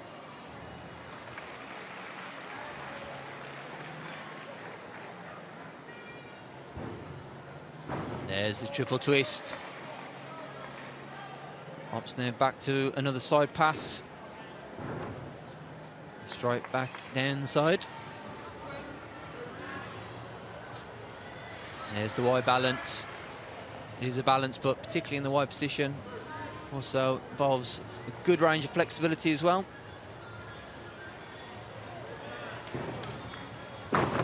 And the double pike somersault to finish.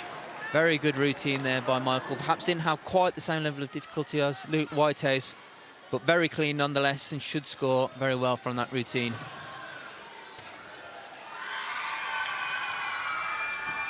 Definitely happy with that performance on the floor. Greeted by coach Tom Rawlinson and giving a bit of a fist bump to the camera. It's really nice to see these gymnasts satisfied with their performances after all of the hard work and training. Next up, we have one of the Roper twins that Sydney mentioned earlier. This is Abigail Roper.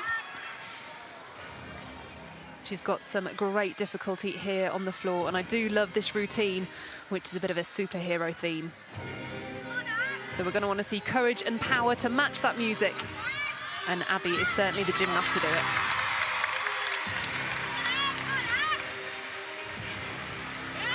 Opening with a big full twisting double tuck, and not a lot the judges will be able to take on that landing either. The female gymnasts have to combine difficult tumbling as well as dance elements to build their start value. And you'll see combination tumbles such as this one, straight front walkout through to 2.5 twist. The female competitors have to show both forwards and backwards tumbling elements, and they have to decide how best to balance their routine composition to ensure they're ticking the boxes and building the highest difficulty score possible. So you'll often see our gymnasts using a front somersault walkout at the start of a tumble and finishing on a larger end skill to make sure they've ticked the box of having a forward salto in the routine, but still building that big difficulty score. Abby, a powerful finish there with a lovely double back. And one of the things to note in the women's code of points that has changed this time around is a dismount bonus. So when the gymnasts finish their final skill with a D-valued move or higher, they do get a 0.2 bonus. So Abby will have earned that there for that beautiful double tack at the end of that routine. Well, if we revert back to the previous routine, Michael Goodard, he scored 13.2. Can we kindly ask a good score from him. refrain from using any Our next kind of gymnast to take the floor in the men's competition represents Heathrow Gymnastics Club.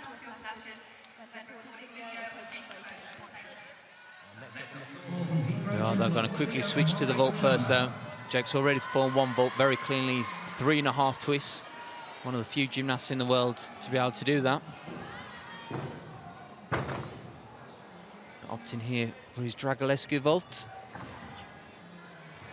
There's a handspring double front with the half turn. Has to take a step back and just readjust his landing, but 2 excellent vaults by Jake. You can see why he's one of the best gymnasts in the world on this apparatus. For sure. His air awareness is just unlike... I think he's a bit tired after that.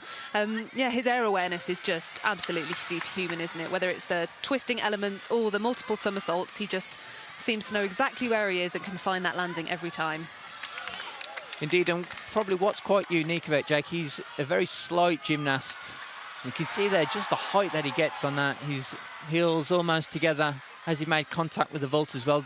Judges will be looking at that. Judges also will be making sure that they deduct for the landings, and also that awareness in terms of opening outing time to catch the landing as well in that their body position. And you heard the roar of the crowd just there. That was Jess Gadarova safely through her bar routine. She's a very, very popular performer here this afternoon, and hopefully we'll catch her on the beam just a little bit later. Now, next up, it looks like we are Going to see our second routine of the day from Joshua Nathan, representing the City of Birmingham Gymnastics Club here on the vault. Well, we've seen Josh on the pommel have an excellent start to his competition. There you can see the double twist, stays on his feet. Probably not one of his strongest apparatus, but you can see there, high five from the coach. I think both are happy. I think for them, that's certainly an apparatus that they know is not as difficult as some of his other apparatus. It's just about safely, securely getting through the vault. And there you can see, up in the air, there's the double twist. You can see he has to pipe down a little bit on the landing, which we talked about earlier. That body position on the landing doesn't quite have the same height as some of the other gymnasts. So judges will take deductions for that. But it's a clean routine.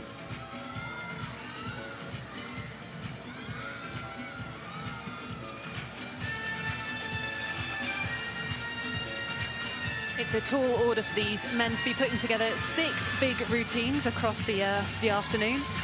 And I can only imagine how difficult that is in training. It's hard enough coaching the girls to do 4 pieces, but 6 for the men must make it very difficult. We're just hopping across the floor now, though. This is Erin Broughton from Notts Gymnastics Academy. She was a member of the GB Junior squad in the last year and is a terrific performer on the floor. She was a floor finalist here last year, and she's done tremendously well to be here this afternoon. She's been suffering with a few injuries in the last 12 months. This is her first competition back pretty much since last year's British Championships, actually, but she's a fabulous worker on the floor and delighted to see her put that routine cleanly to her feet.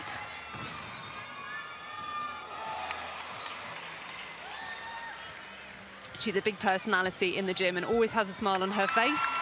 And no doubt coaches Jodie Kyman and Sarah Middleton will be happy to see her having a successful performance here in Liverpool. You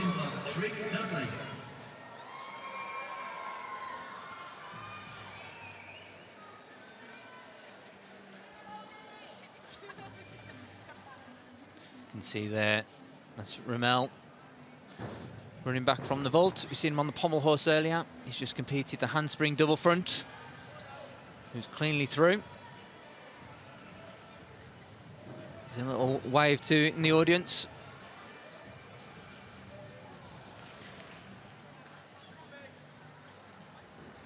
And here we get to see a replay of his vault. Strong run up. There you could see very quickly accelerates from that vaulting table into the somersault position. 2 somersaults in the air from the handspring position.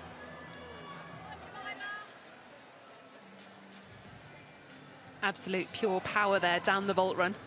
And I can only imagine he excels on the floor as well with power like that. Certainly one of his stronger apparatus. You get a good look here. Just all the activity that's going on. We told you there was a lot going on. Sometimes difficult to capture exactly who to be watching next. Yeah, there are a lot of superstar gymnasts around the arena right now. Jemima Taylor over on the beam for Team Wales. It looks like we're going to catch the conclusion of that floor routine.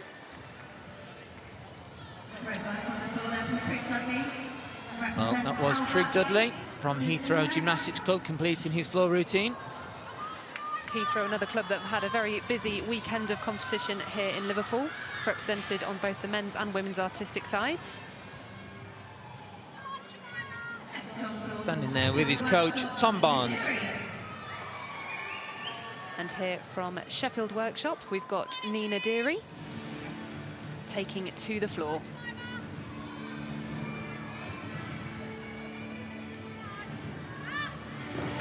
Starting with a lovely double tuck back somersaults. All of the gymnasts that you can see here today have had to qualify to this championships via their home nation competition. So over the last few weeks, we've had the English, Scottish and Welsh national championships. And the top-ranked performers from those competitions have earned the right to be here in Liverpool this weekend. So they really are the cream of the crop. A tidy 1.5 twist for her second tumble.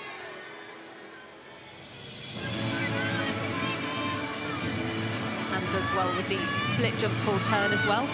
That's a C value element. And all of the gymnasts here in this senior competition will be hoping to tally up lots of C and D value elements in order to have a good start volley for their routines. Cleanly through the double spin there at the end.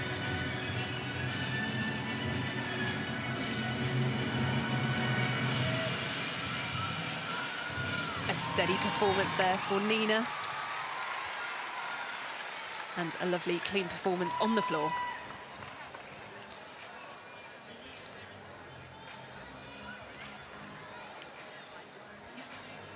So it's a very busy arena here, isn't it? You can go from having moments of quiet to all the apparatus going, and now we're kind of back to a moment of quiet again. Just Courtney Tulloch over on his own on the P-bars over there.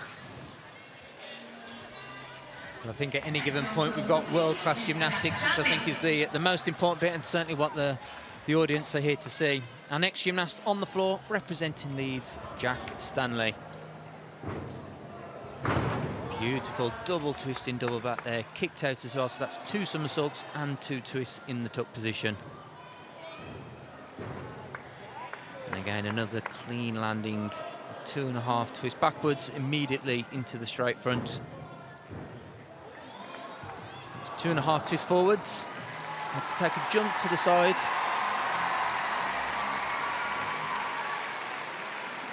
And then the lift to handstand. Showing good balance.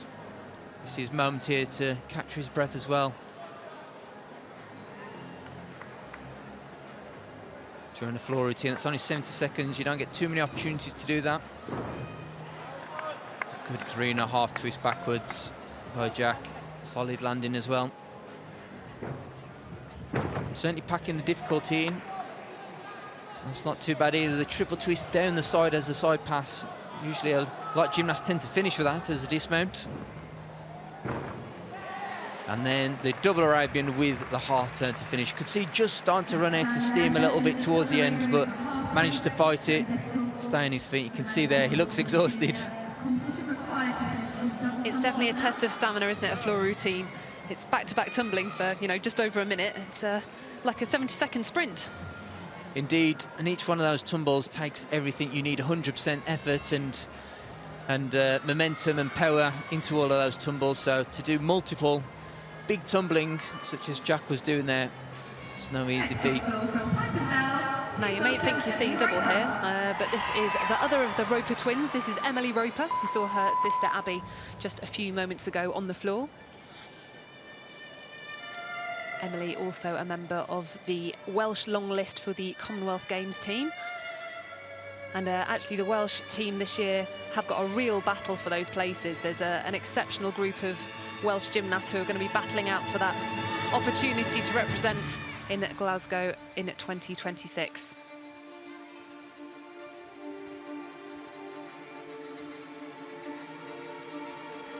Nicely through the Tourjete half. Change half and popping the Popa leap on the end of there as well. A smart way to build some difficulty without taking up too much more time in the routine. As Emily works towards her second tumble, handspring straight front full. Another C-valued element, so building the difficulty here nicely.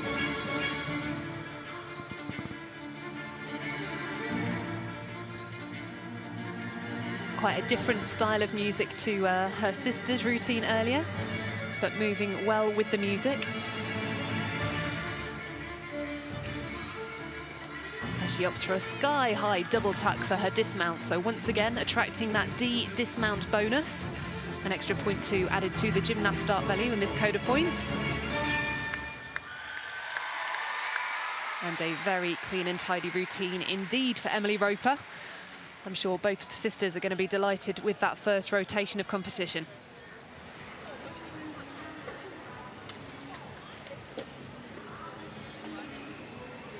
I'm loving their leotards as well, very sparkly.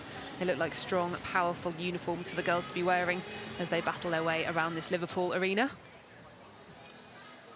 It's a big thing for the girls, Chris, these leotards for the British Championships. I get the impression the boys normally just wear their kind of standard club kit. I think you'd be correct. There's probably not quite so much the meticulous planning that goes into it as you see on the women's side. Oh yeah, months of planning to get it right. Here's our current leader, Jonas Rushworth from Leeds. There's a double twist in double back. cleanly through. There's certainly plenty of height. There's a double front somersault. Catches the landing well.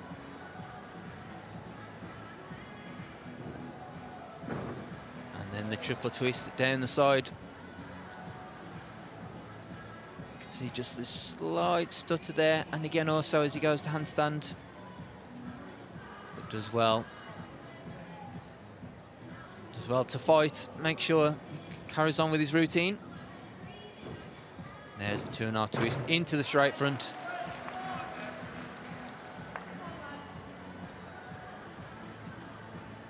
And there you can see opting for a slightly different balance, the arabesque, rather than the Y balance that we've seen a lot of so far. Moves towards the back end of his routine now. Almost time for the dismount. There's a double pike somersault. Clean routine there by Jonas, who was in top spot, or joint top spot I should say, sorry, before this event. I think he'll be there or thereabouts still amongst the medals after floor as well. He's definitely a contender, isn't he? He did really well with a couple of the landings there. Could have easily taken a larger step or a bigger deduction, but actually was very composed in how he handled those landings. He was, I think, the only sort of mistake really was that stutter into handstand.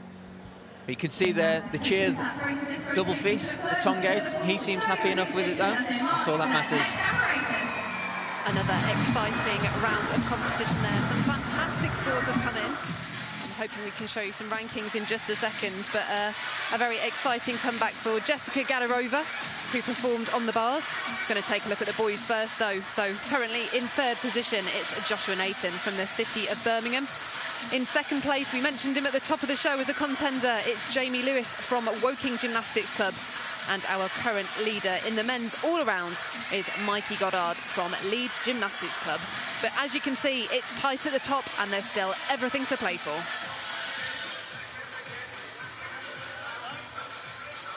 Also worth noting that we are still waiting for Jonas Rushworth floor score to come in, so therefore not quite amongst the medals just yet, but I'm sure he will be. Yes, I'm no doubt he'll be up there when the scores come in. So it's been an exciting round of competition. Sydney, you're quite right. I was delighted to see the women take to the floor. How do you find that rotation of competition? I think I found it just as exciting as you did, Katie. It was jam-packed, wasn't it, Sam? We're trying to keep up with all the action, but with each piece of apparatus in play, the excitement never stops for the fans in here. We ended there with Jonas Rushworth on floor. How impressive has he been, Sam? He's been incredibly impressive, and we talked about the mistake he had there at the end of his high bar routine in the last rotation. Very important after a mistake like that to put it to bed, focus on the next apparatus, and he came out with a great floor routine on his own, the whole arena watching him, which is a nerve-wracking place to be, but a great routine, and we saw some unbelievable performances from both the men and the women. We saw Jake on vault score a 15.1. I'm pretty confident that'll be the highest score of the day, and Luke Whitehouse with the triple back on floor doing an amazing routine. But we also had the introduction of the women as well. Yeah, I think the crowd and everybody at home will be thrilled with Jessica Gadarova's return to the competition, and it absolutely did not disappoint. She started on the uneven bars, and I think we'll be able to take a look at her routine now. But she just showed sheer confidence, didn't she, Sam? She was just committed to the routine. And viewers will know that she had an ACL injury, which kept her out for over a year. But obviously with that kind of injury, bar work is something that she could have improved on. We can see her coach, Josh, there from Aylesbury Gymnastics Club, stepping in just to support her and ensure she has the confidence she needs to deliver on that routine. The coaching setup at Aylesbury is Josh and Molly, a sibling duo, which I'm sure brings an exciting dynamic to the club, but you can just see their big smile on her face, and the crowds were going absolutely crazy, giving them a wave exactly as she should. It's been a tough road. Injury's hard in this sport, isn't it, Sam? Incredibly difficult, Sydney, and to come back from an ACL reconstruction like that is a massive, massive challenge, and one that she will have worked very closely with her coaching team and also her support team as well. They play a key role in a comeback like that.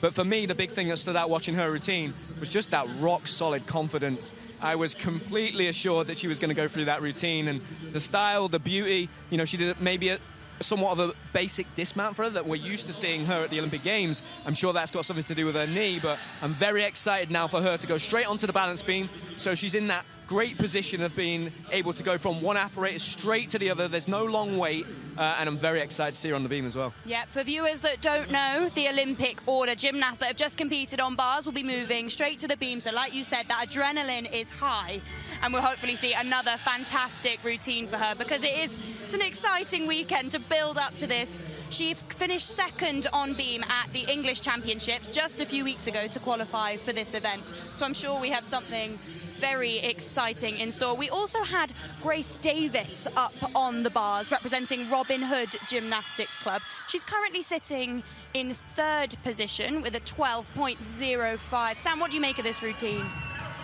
Well, from the start, we're seeing a great release and catch. So she does the pike Jaeger there. She catches it at a perfect length.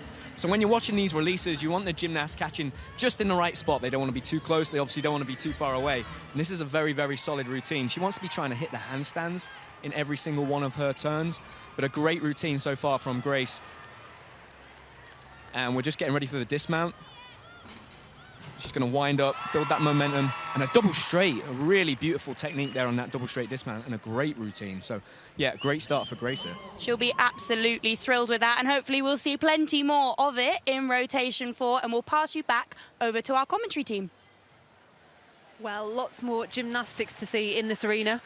The gymnasts, as you mentioned, have moved around, and Jess has got quite a quick competition today, actually starting on the bars, and then she's straight over to the beam, so her competition will be done in a flash.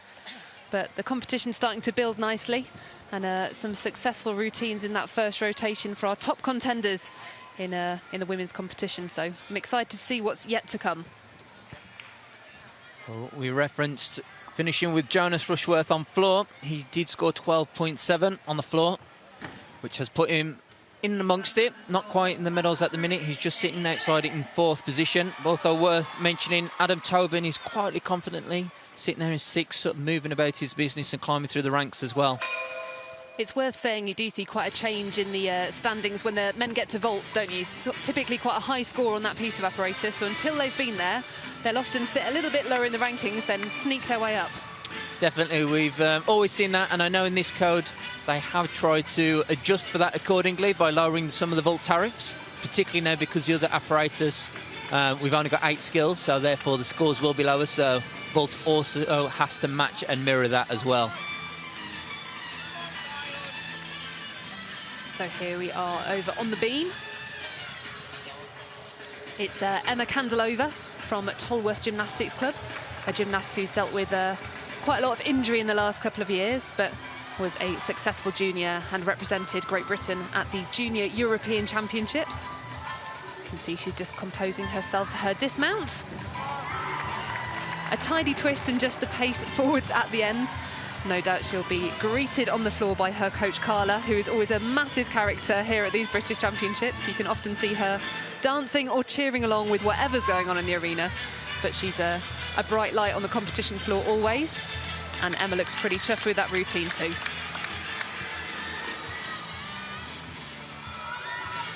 Once you get to the Senior British Championships, you've been competing alongside lots of the same clubs and gymnasts for a number of years, and it really is nice to see the gymnast camaraderie on the competition floor.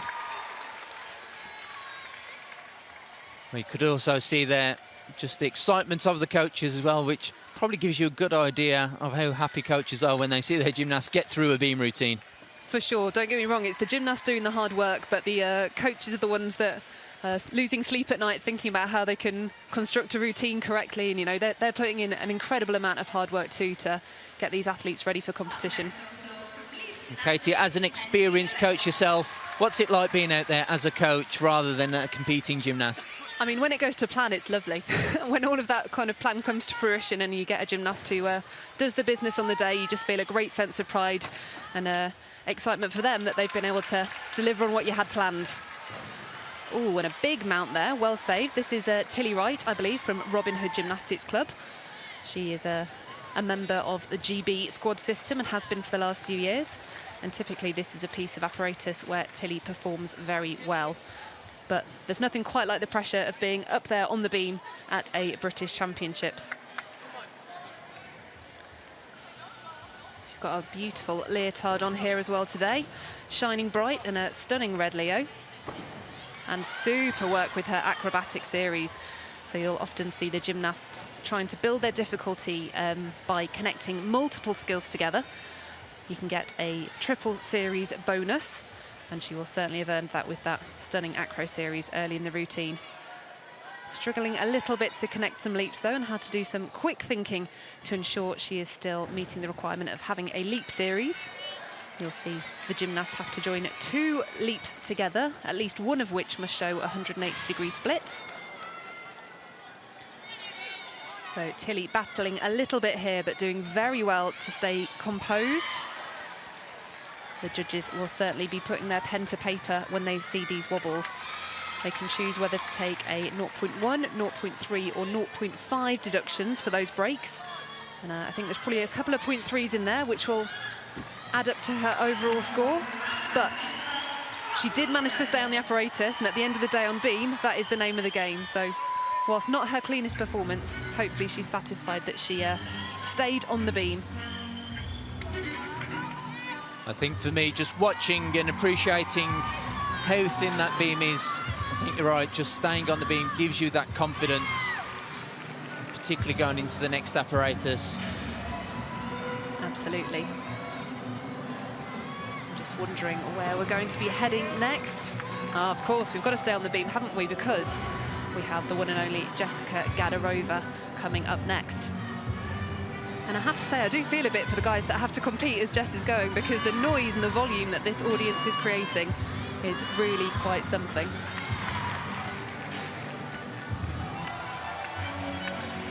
We mentioned it's a very busy arena. And there is a lot of gymnastics going on all over the competition floor. Now we saw Josh with Jess on the bars. We get to see Molly with her on the beam. As Sydney mentioned, a brother and sister coaching duo doing a fantastic job at Aylesbury Gymnastics Academy. They've enjoyed a tremendous amount of success over the last cycle. And of course, taking that historic team medal in Tokyo. Both Jess and Jen Gadarova were of course there.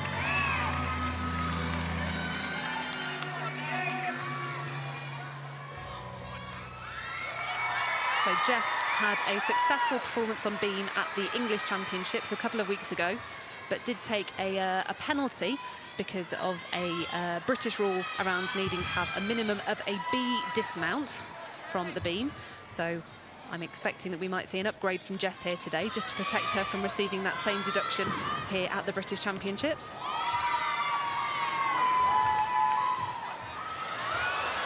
Ooh, and had to take quite a big break there. Bending over and touching the beam is a significant deduction, but quite an ambitious leap series there, moving through the change leg and change half. And having to cheat the last little bit of that spin, just a tiny amount. So the squat turns are a very popular choice on the beam and have been in recent years. Going for an ambitious triple there, but I think the judges will probably cap it at 2.5. because the rotation slowed down quite significantly before she completed the third rotation. Jess, obviously an exceptional gymnast when it comes to the acrobatics, though. Oh, and trying to dance her way through her beam here. Gymnasts can be really smart and try and cover up some of those wobbles with a little bit of extra choreography. And the judges will have to decide just how much they want to deduct, whether it is truly a wobble. Oh, but unfortunately, no hiding that one. Jess comes away from the apparatus, and it will be a full mark deduction.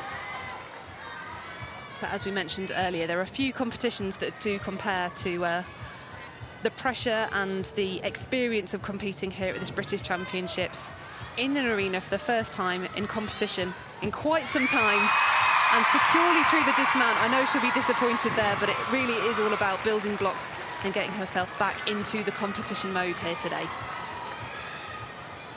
I think let's not forget the significance of her injury. An ACL injury is, certainly one of the more significant, should we say. But it's great to see her back nonetheless. Yep, and just popping that full twist into the dismount this time around, which does tick the box of being a B value skill.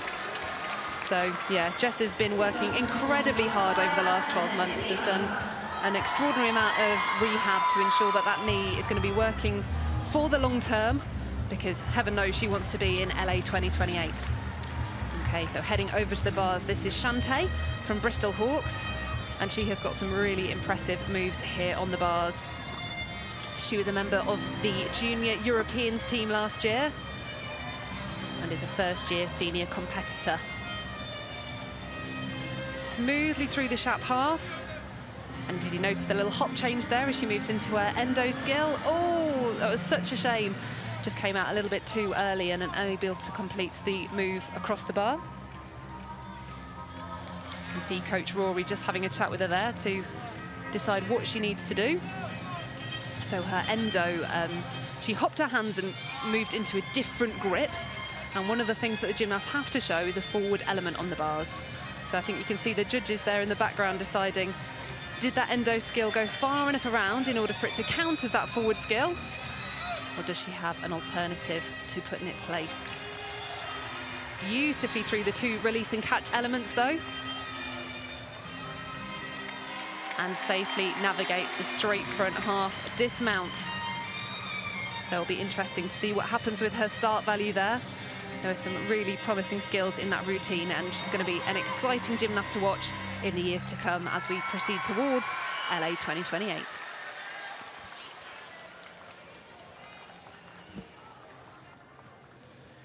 We're going to switch over now to Adam Tobin on the rings.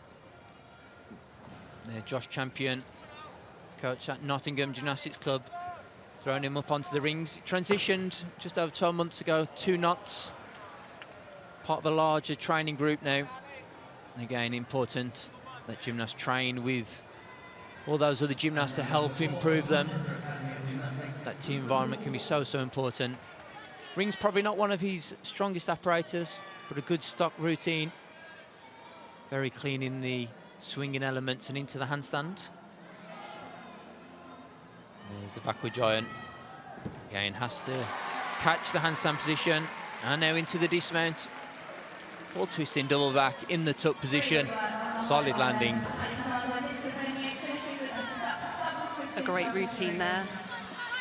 As we get the opportunity to flash back over to beam, and it's going to be Grace Davis from Robin Hood Gymnastics Club. Grace has always been a confident beam worker, and she's got a broad repertoire of skills that she can perform on this apparatus. She's got a bit of a different acro series that I believe she will be competing here this afternoon. So she'll be locking in and concentrating hard to deliver a great performance. And quickly there through her leap series, linking directly out of her mount, the change leg leap onto the beam.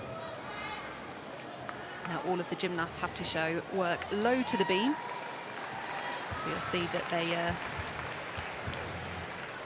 will get down low and show a bit of choreography or perhaps a skill. And readying herself here for this acrobatic series. Round off straight back and securely done. Now she will incur a slight deduction, I think. There was a bit of a concentration pause before that element, but you can see why she wanted to be clear on what she was doing. A very difficult skill indeed, and beautifully performed. And standing layout. Just a break in the trunk there as she landed. The beam, of course, is a very thin piece of apparatus. So the girls have to concentrate incredibly hard, and if they're even slightly out of line, then they have to work seriously hard to regain their balance, as demonstrated by Grace there. Much like her teammate we saw earlier, Tilly, though, she is fighting to stay on the beam, and just the dismount now to go. Round off, double pike, and an excellent landing there, actually. Chest was a little bit low, but barely any movement from the feet. And you can see from the look on her face, she's a little bit disappointed with all of those wobbles, but great fight from Grace there and a great show of character on the beam. Well, we quickly move over to the rings there where we have Hamish Carter. Competes for Scotland and Nottingham Gymnastics Club.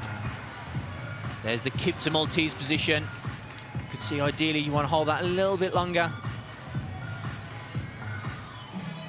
And again, there's a swing into the top planche, another strength position, lowers into the cross. All these elements, ideally you want to make sure that you're as static as possible and holding for the full 2 seconds. Good swinging elements though. The double front somersault in the tuck and pipe position. Giannis Nyamwake having to fight there. You can see the arch in his back. He's having to fight really hard to make sure he stays the right side of the rings. And into the double twisting double back. Cleanly through from Hamish.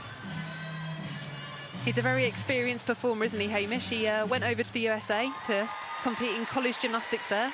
But great to see him back here in the British Championships. And another Scot who'll be fighting for a place on that Commonwealth team next year. So right now on the bars, this is Georgia Stables from Horsham Gymnastics Club. She's got some great difficulty here. Beautiful toe catcher straight down into the pack somersault. Working well with the Shap half. You can see the coach just stood under the bars to give her a little bit of extra confidence and safety in that transition. Swiftly through the full turn and building up now for the dismount. A clean and tidy double back somersault. Georgia's got some great difficult skills across all the apparatus. And you can see the smile on her face. She is certainly happy to have gone from A to B with that bar routine. And a hug from the coach too. A really, really outstanding performance here.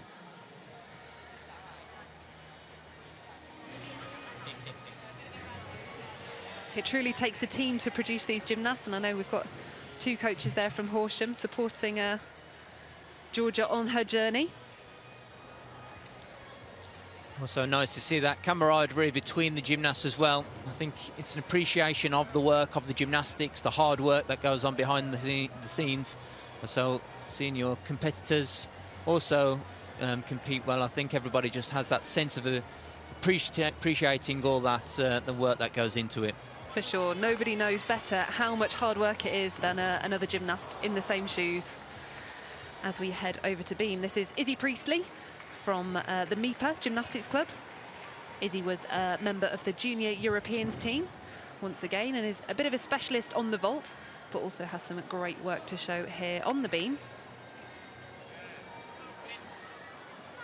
She has a big personality in her floor routine and will no doubt be looking to show similar artistry qualities here on the beam.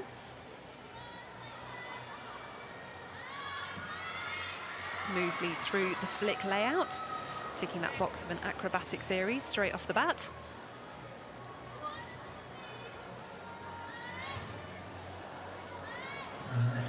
Does well to move through the change leg into change half leap series. And a fantastic finish position there on the free cartwheel, chest upright.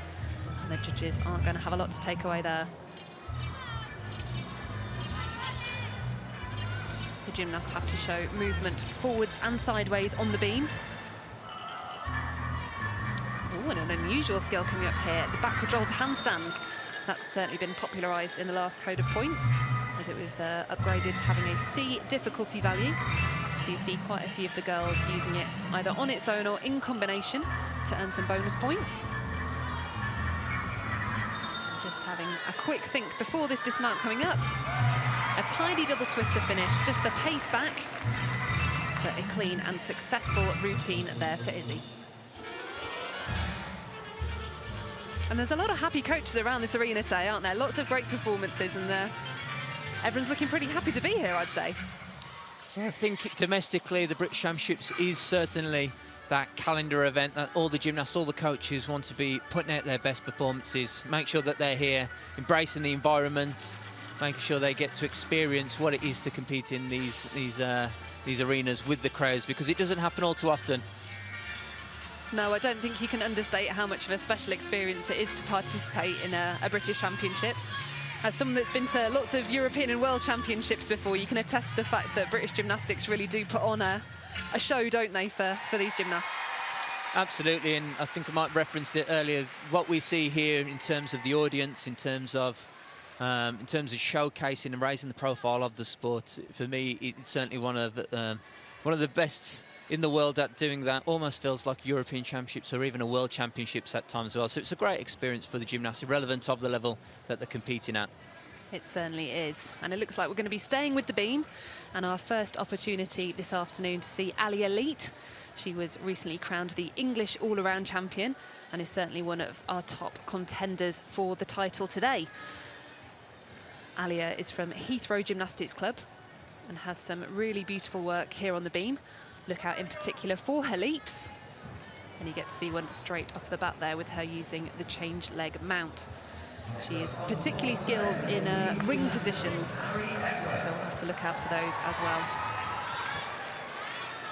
When the gymnasts perform these leaps, the judges want to know that they've hit a 180-degree split, and Alia is one of those gymnasts where you're never in any doubt. She normally goes beyond that 180 degrees and has some very clean gymnastics indeed for these judges. Now, I love this angle because you can see the scale of the arena that we are performing in, and imagine what it's like to be that gymnast up there on the beam on your own, doing some incredibly difficult technical skills. As she walks confidently through the flick layout, her acrobatic series ticked off. And there, that ring position that I referenced earlier, just exceptional. The judges are looking that the gymnasts have released their head, that their foot is at the height of their head. And she does that beautifully. Once again there in the split ring jump. And that unusual, technically really quite challenging, a noddy skill in the middle of there as well. Alia is absolutely using her flexibility to the best of her advantage throughout this routine. Just the dismount to go, and she will be delighted to have contended with the balance beam. A beautiful double twist to cap off that routine, and you can see the relief there.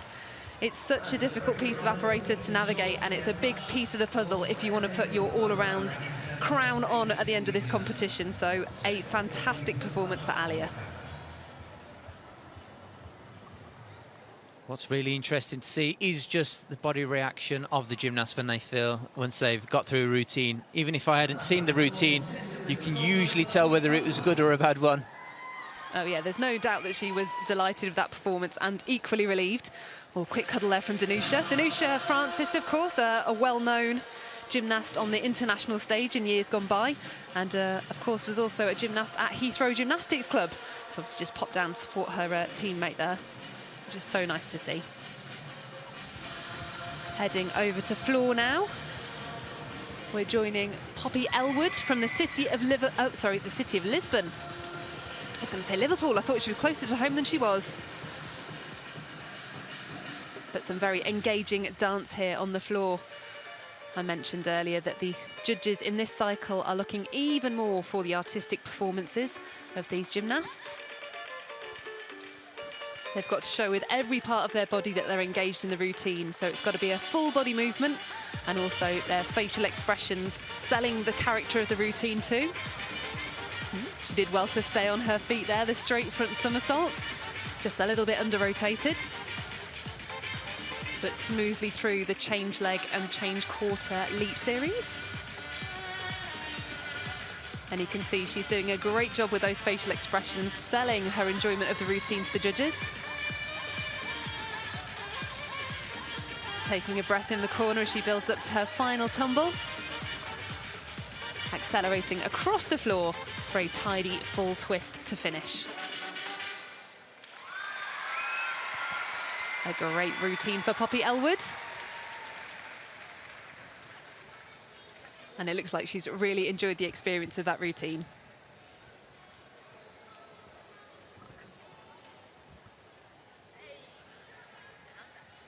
I think that may have been the final competitor of this fourth rotation. We're whizzing through the rotations here. Just 2 more rotations to go. Yep, these routines are coming thick and fast, aren't they? Oh, and we're taking a look at the all-around standings, but I think this refers to the earlier round of competition as well. So we have 2 subdivisions of our senior women. So you can see there that Lottie Smith from Corby Gymnastics Academy was the top scorer in the first round of competition, closely followed by Christelle Lake. Both Christelle and Scotty are Scottish competitors, and we'll be hoping to make that Commonwealth Games team next year. And it was Mabel Dawson that finished in 3rd place. But don't be fooled by this. We've only had 2 rounds of competition in this particular category. So there will be some people chasing those top spots, no doubt, in the 2 rotations to come. So 2 rotations down for the women, 2 to go, 2 left for the men. This competition is tight at the top. So let's see what Sam and Sydney think back in the studio. Another exciting rotation, Sydney, and I know that we've got gymnasts tying in top positions on some of the apparatus. What did you see in that rotation that excited you? This competition is unbelievable. We have some crazy situations. Over on the women's vault, we currently have a tie in first place with 3 gymnasts. Now, normally you would split their difficulty and their execution scores, but these gymnasts have the exact same on all 3 of them. So Lottie Smith and the Roper twins could be tying for top spot on the vault, but there's been incredible action on other pieces of apparatuses too. We'll be able to see Alia Leit's beam, and this really was something special. Alia is quite an incredible story because she's taken 2 years out of gymnastics. She made her return to competition at the English Championships, and you really wouldn't be able to tell. The confidence with which she mounted that beam with the split leap there is just gorgeous, and she just moves so smoothly. As Katie mentioned, she'll be gaining all of those connection bonuses that she can. And the beam is one of those apparatus, Sydney, where the mindset is very, very important. It's very similar to the pommel horse for the men, and the gymnast stepping onto the beam, I imagine that they've got to be absolutely confident in the gymnastics they're about to perform. Absolutely, and I know that Alia spoke to our Olympian Abby Martin at podium training yesterday, and she said that she was feeling nervous, but you really wouldn't be able to tell here. The beam is actually the width of an iPhone, which, if you think about it, is absolutely bonkers when you look at the skills they're doing on them. Katie praised her ring leaps, which we can see there, and she's just so confident in the movement, and she'll absolutely be climbing the ranks to get up in those beam rankings.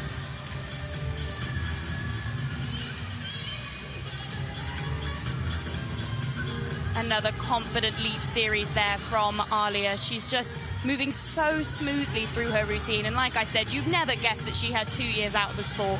She's definitely looking to build on her English all-around title and vie for that title here at the British. And a strong dismount now as we see that twisting right onto her feet. And yeah, should we throw out a sigh of relief? I think you can see there on her face.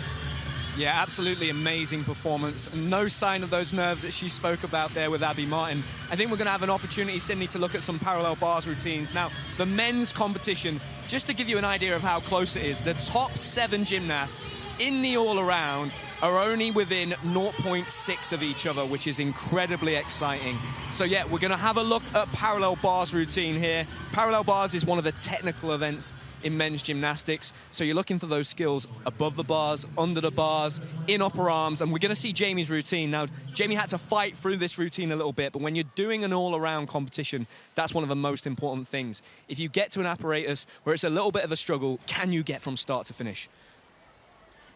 And Jamie obviously had a really strong competition at the English Championships earlier, a few weeks ago, earlier this year, posting an absolutely huge score of 82. But you mentioned this 3-week gap would have been really nerve-wracking for him. And I spoke to Jamie yesterday and I asked him about that expectation. You know, he scored that huge score and everybody was talking about him at podium training, but he seemed confident, and everybody that I spoke to felt he had a really good chance of winning this competition. So for Jamie, it's about getting through from start to finish. He had to fight a little bit there on the Makut skill, which is a very technical skill, but he did really, really well. Now, Jamie finishes with a double front dismount on the parallel bars. Again, he had to pull it through, but like I said, it's all about going from start to finish in these routines.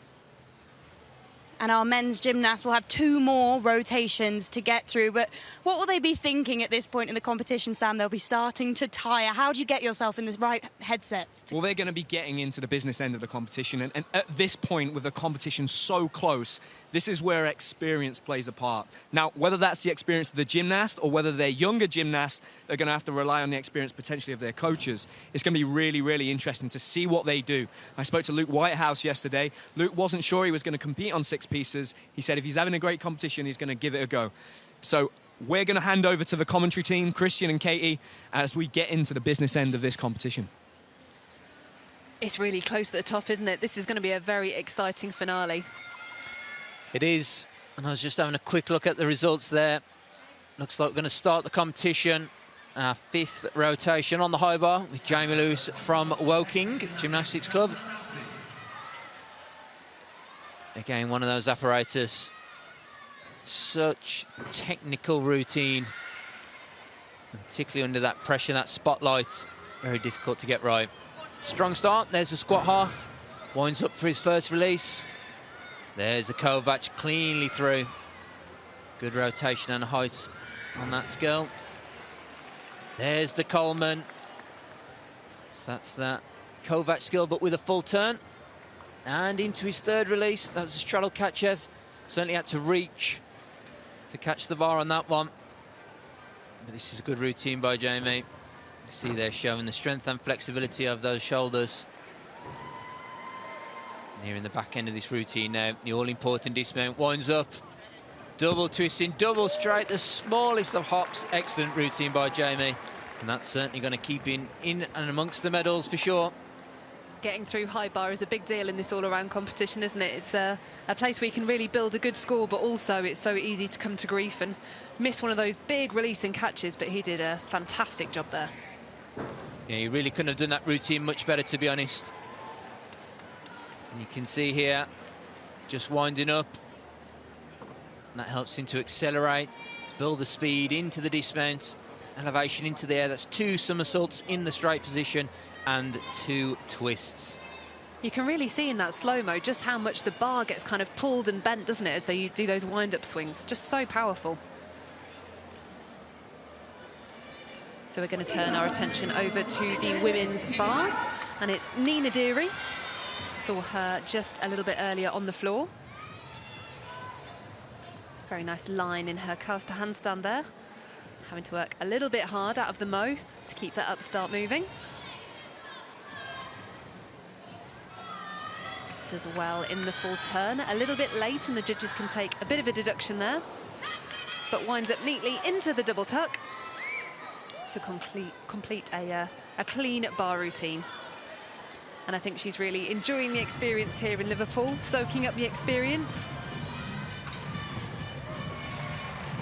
And once again, high fives all around from the Sheffield workshop coaches.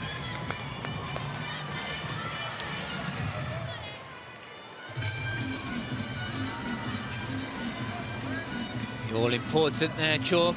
We mentioned it earlier. Each individual preference. Some like the block. You can also see there those tape as well. There's water sprays. There's all sorts going on around that chalk bowl. For sure, although I would argue less than the boys have at the P-bars. Girls don't experiment quite so much with the syrups and the honeys, but there's certainly a lot of chalk and water. And all of the girls will have a very meticulous routine about how they put that chalk on. Sometimes you'll see them applying water, then sort of scraping it down. They might be using the block chalk or rubbing some powder in. But yeah, each to their own, and they'll all have a routine that they do day in, day out in their gyms back home. And they'll be looking to replicate exactly that again here in competition. Am I right in thinking as well, the water spray, that all-important water spray as well is very particular, I've heard. Oh yeah, and you know what, if you lose your water spray, you break your water spray, sometimes it can be pretty tricky trying to find one that does, you know, spray the water in exactly the same way. Well, so I'm told anyway. That's what my girls will lead me to believe.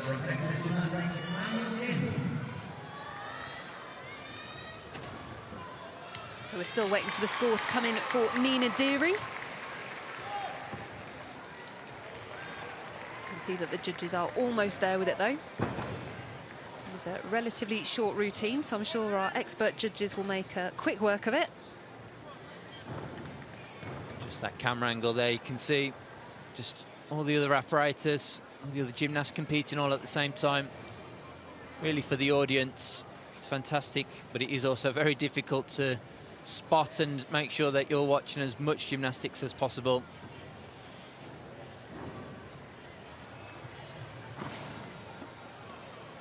Yeah, it's a very difficult one if you're here in the arena. It's end up doing something a bit like a tennis match and looking from side to side. But the score in for Nina was 9.6. So now we are moving on to our next gymnast on the bars, opening up beautifully with a full turning toe on. Smoothly through the Shap to Pack combination. And using the Shap skill once again, but with a half turn. Puts herself in a great direction for the final elements of this routine. Using the Jaeger somersault and a quick top turn as she readies herself for a dismount. Beautifully through the full twisting double back. Just the pace forward on the landing That's a fantastic routine for Emily Roper of Pipers Vale Gymnastics Club.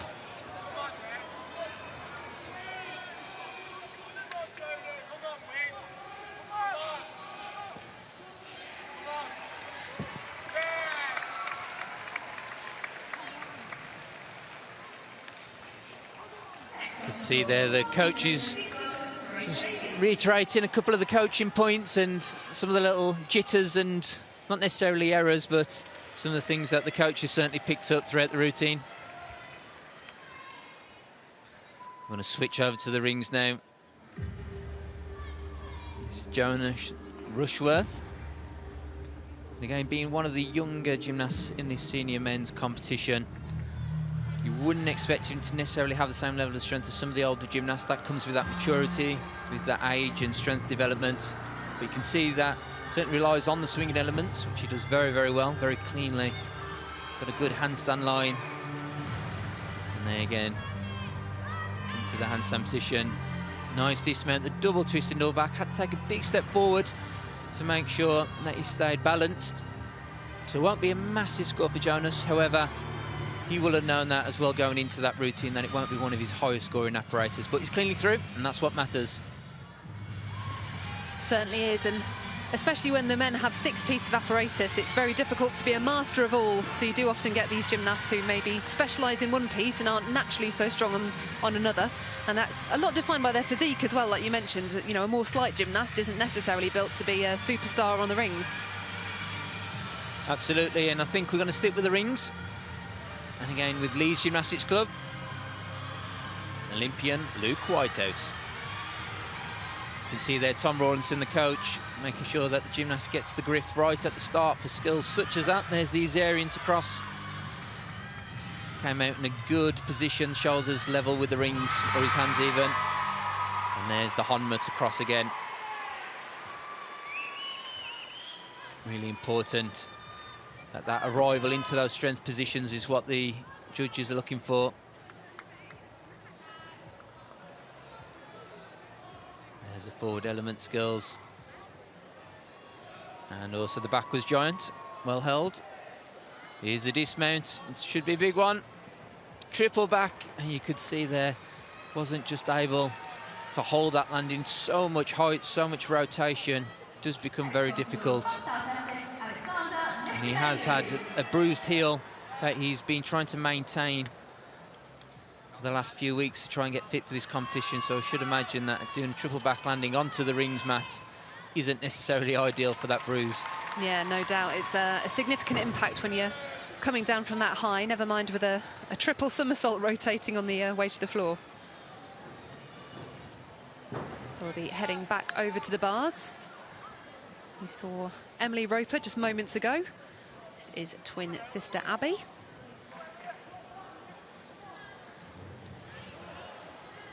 So again, you'll see gymnasts have different preferences about how they set the bars, much like the boys on the P-bars, to get that grip just right.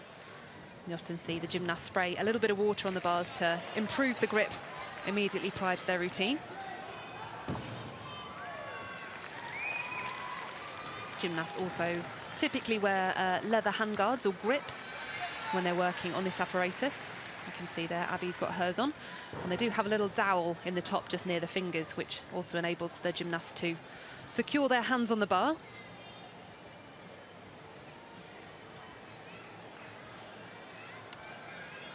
What is important when they have those new grips, it takes a little bit of a while to embed the leather in and stretch out the leather a little bit, so that therefore it suits the gymnast's hands. So it's very, very intricate work. It's not something that once they're fresh out the pack, they're able to use straight away. Yeah, it certainly does, and we tend to keep an eye on handguards, and when we think a pair is reaching the end of its life, we'll get a new set and start to wear them in with some basic elements, so we're not having such a difficult transition. Lovely work here early on, using the Shap to shoot, and then the Mo transition back to the high bar. So one requirement ticked off and a few still to go. The Jaeger somersault, an ever popular release. Ticks 2 boxes in one go, that one, because it's your release and catch as well as your forward element on the bars. There we go, final element ticked off is the full turn. and tidy with the dismount too. So an efficient routine that ticks all the boxes and will no doubt earn a very good score there for Abby, who looks delighted to have got through that routine.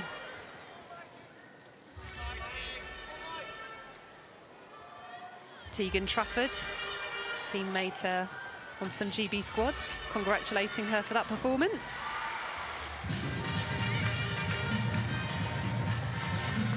And you can see just how supportive all of the coaches in Gymnas are of each other. We've got the men's and women's coaches down there from Piper's Vale on the floor at the same time. Another club having a busy weekend with both men and women on the competition floor. As we get another look at that lovely shoot transition, directly linked back into her mow up to the high bar. And that lovely high Jaeger somersault I mentioned, such an important skill, ticking 2 of the big requirement boxes for these gymnasts. And tidily through the 1.5 twist dismount as well. Some unique and interesting work in that routine.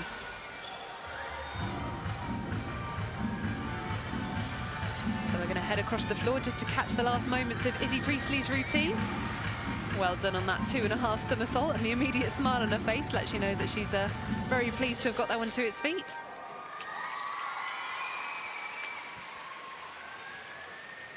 A very fitting leotard, I'd say, for these British Championships, going for, well, actually maybe it's pink and blue. Thought it was red and blue for a second there, but it's looking good out on the competition floor, very fitting for a British Championship competition.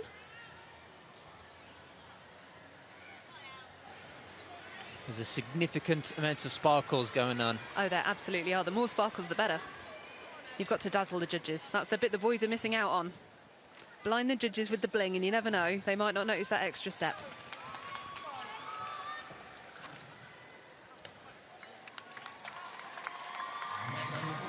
Looks like we're going to be sticking with the floor. Our next gymnast, Danny Crouch, represents South Essex Gymnastics Club. Some of you that might recognise the club name. Home to Max Whitlock, multiple Olympic champion. There's the full twist in double straight. Just has to take a hop forward. Into second tumbling pass. And there's the running double pike somersault. Very difficult to get the height and the rotation from that running position. That's nice though, the double twist down the side. You can see there, takes a big breath. That's good work as well, the 2.5 twist backwards into the straight front 1.5 turn forwards. And then into the 2.5 twist forwards, also opting to do it from the running position as opposed to from a handspring. And there's the triple Russian skill, the non-acrobatic element. Into that balance position, the arabesque. See there, big shrug of the shoulders, ready for the final tumble. Double pike somersault. You could see they had plenty of height, but just opened out a little bit too early, which therefore meant he had to lean forward and unfortunately put his hands down, incurring a big deduction for it. It was clean up to that point. And you mentioned the arabesque skill there just before the end. That scale element's a new requirement for the code of points this year, isn't it, for the men? And it's sort of been received with mixed opinions, I think it's fair to say. Yeah, I'd say so. I think it's something we haven't had to see because gymnasts haven't been required to do it in previous Olympic cycles. That's different this time, so like anything, athletes don't like change. Gymnasts are part of that family, and therefore adding an element or adding a skill in that perhaps doesn't feel quite as substantial as some of the other tumbling passes. I can see why they struggle to adapt to it. Yeah, for sure. So we're sticking on the floor with Ali Elite from Heathrow, and she is certainly putting herself in contention for the top spot here today. Starting off with a nice double wolf turn on the floor. That D-valued element is a nice one to get in the bag, and certainly this first tumble, if she puts it to her feet, is a great addition to this routine. Now, a fantastic double straight, but I did see that the flag went up from the line judge, so that could be a 0.1 or 0.3 deduction, depending on whether one or both feet travelled out of the floor. but again showing off that exceptional flexibility in her leap series. And tuck front somersault through to double twist. We mentioned earlier the gymnasts have to show salto elements in different directions. So she has ticked that box nicely. Alia, a gymnast who really likes to build her difficulty value using dance elements, given her fantastic flexibility and control. Working well with the music as well. Has to show an expressive performance and engage the judges in her routine. A big puff of the cheeks though as she readies herself for this next tumble. And an exceptional landing on that double pike. Oh, it's going to be very close as we head into this final rotation. Alia certainly making her bid for the top spot. And of course, going to finish on vault, so she's got quite a nice finish to her competition coming up. Whereas there's also Frank Stone, who's right up there. We haven't seen anything of her yet today, but she will have to contend with bars in the last rotation. So it really is all to play for in this women's all-around competition. You mentioned there the line deduction for stepping out the floor. From my angle, I'm going to give her the benefit of the doubt. It looked like she just about stayed in from where I'm sitting. However, I'm not the line judge, though. The judge put do you know what? It's such a tricky thing. I was a line judge at the English Championships a few weeks ago, and much like that call, you can see we've got two line judges who are sat in opposite corners of the floor, and she went out of bounds on the corner that's the furthest away from both of them.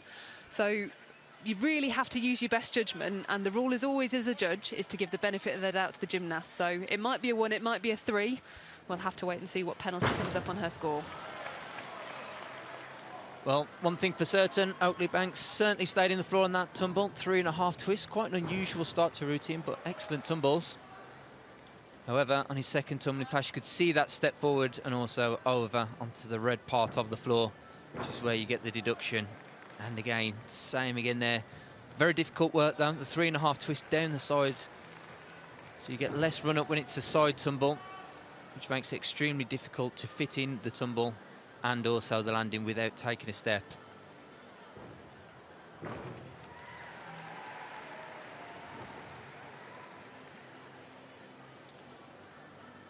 Oakley now just settling into the routine, giving them a chance, have a bit of a breather. Very good handstand. No wobbling, no stuttering.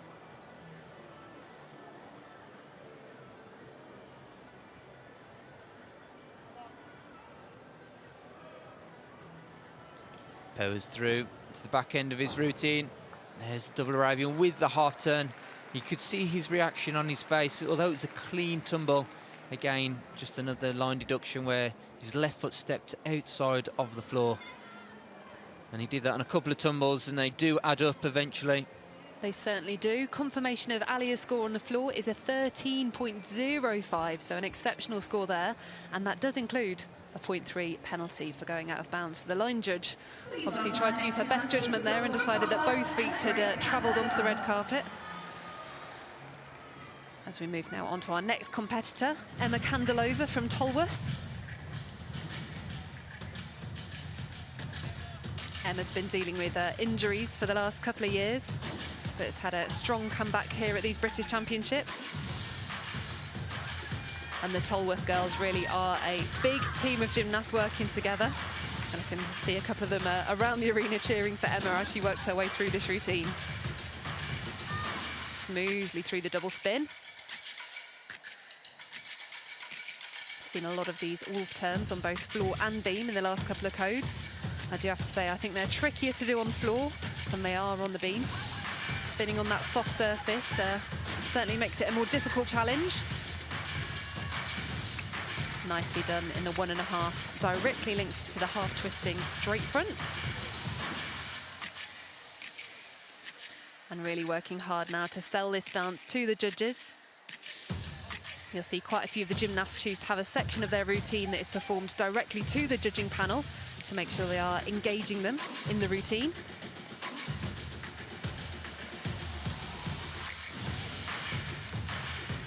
can see making that eye contact with the judging panel, drawing them into the routine as it comes to its conclusion. And a quiet moment in the corner as she composes herself, ready for her dismount. Round off, flick. 2.5 twists safely to her feet. A fantastic finish to that floor. And look at the smile on her face. Emma is certainly delighted to have cleanly performed that routine. Once again, welcomed back off the floor by Carla, who looks equally happy with that performance.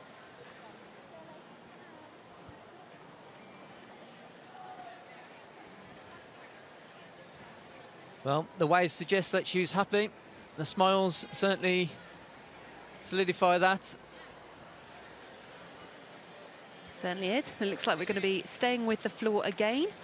There must be more women in this particular rotation than men on the floor, because normally they've been alternating between men's and women's floor performances. Looks like we'll have a momentary pause while the judges calculate that score for Emma, and then it's going to be Tilly Wright.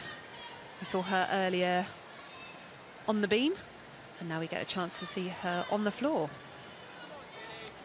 Always quite interesting seeing a sort of pre-match or sort of routine habits almost that the gymnasts go through just to prepare themselves mentally. What is it they need to feel before starting the routine? There's nothing that they can do necessarily from physically wise now. They're ready to compete, but it's actually about just getting your mind in that correct position. Yeah, lots of the gymnasts have got little mental rehearsals they do, haven't they, or superstitions. You can see just that little raise of the leg there. I'm imagining she's going to start with a double pike. But yeah, there'll be little habits and tricks and routines they've picked up in their training sessions or in previous competitions that just a little reminders to themselves, and it keeps the brain busy.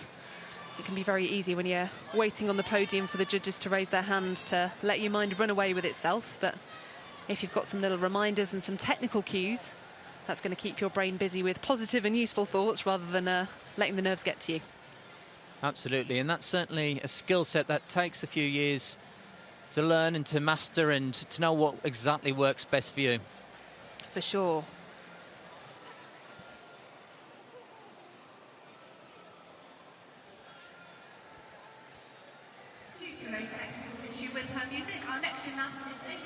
Here we go. So, yes, do you know what? I did think it was funny. We were obviously looking somewhere else, but Tilly did compete on floor earlier. However, there was a problem with her floor music. So it sounds to me like the competition organisers have given her the option to compete again, which is what is offered to you if your music fails mid-routine. And it sounds like she's taken that opportunity, which is not something to be taken lightly. There we go, that big double pike, cleanly performed. And I think perhaps that was where the issue arose last time. So we've got a smile on her face now. It's a very difficult decision to make. So a floor routine is a pretty exhausting bit of work to do. So being given the opportunity to do another full routine just a few minutes later is a brave decision, but clearly one that Tilly is up for the challenge with.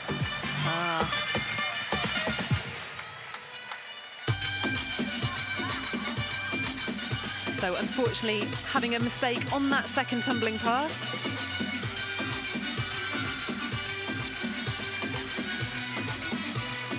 But working well through the leaps here.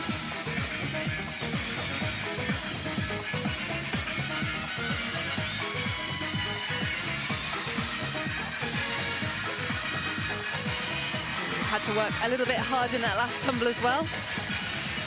Pulled hard though and found her way to get her feet to the floor.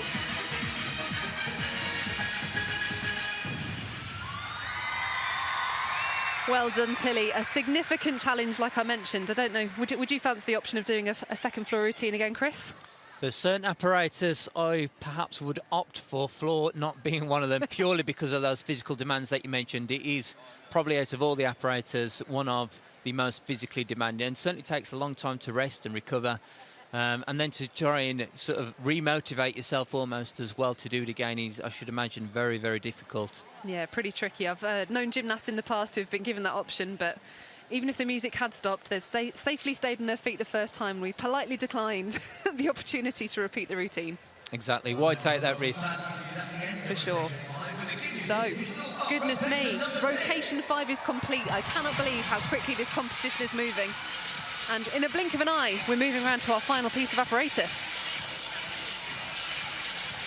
Hopefully we'll get a chance to show you the standings so far, but I can tell you it's looking tight at the top. So as we move into rotation, number 6 currently with his hands reaching for the bronze medal, we've got Jonas Rushworth of Leeds Gymnastics Club. Silver medal position currently is looking like Cameron Lynn from West Lothian, and in first place at the moment with actually a marked lead, it's Jamie Lewis from Woking. So one more clean routine and the title could well be his.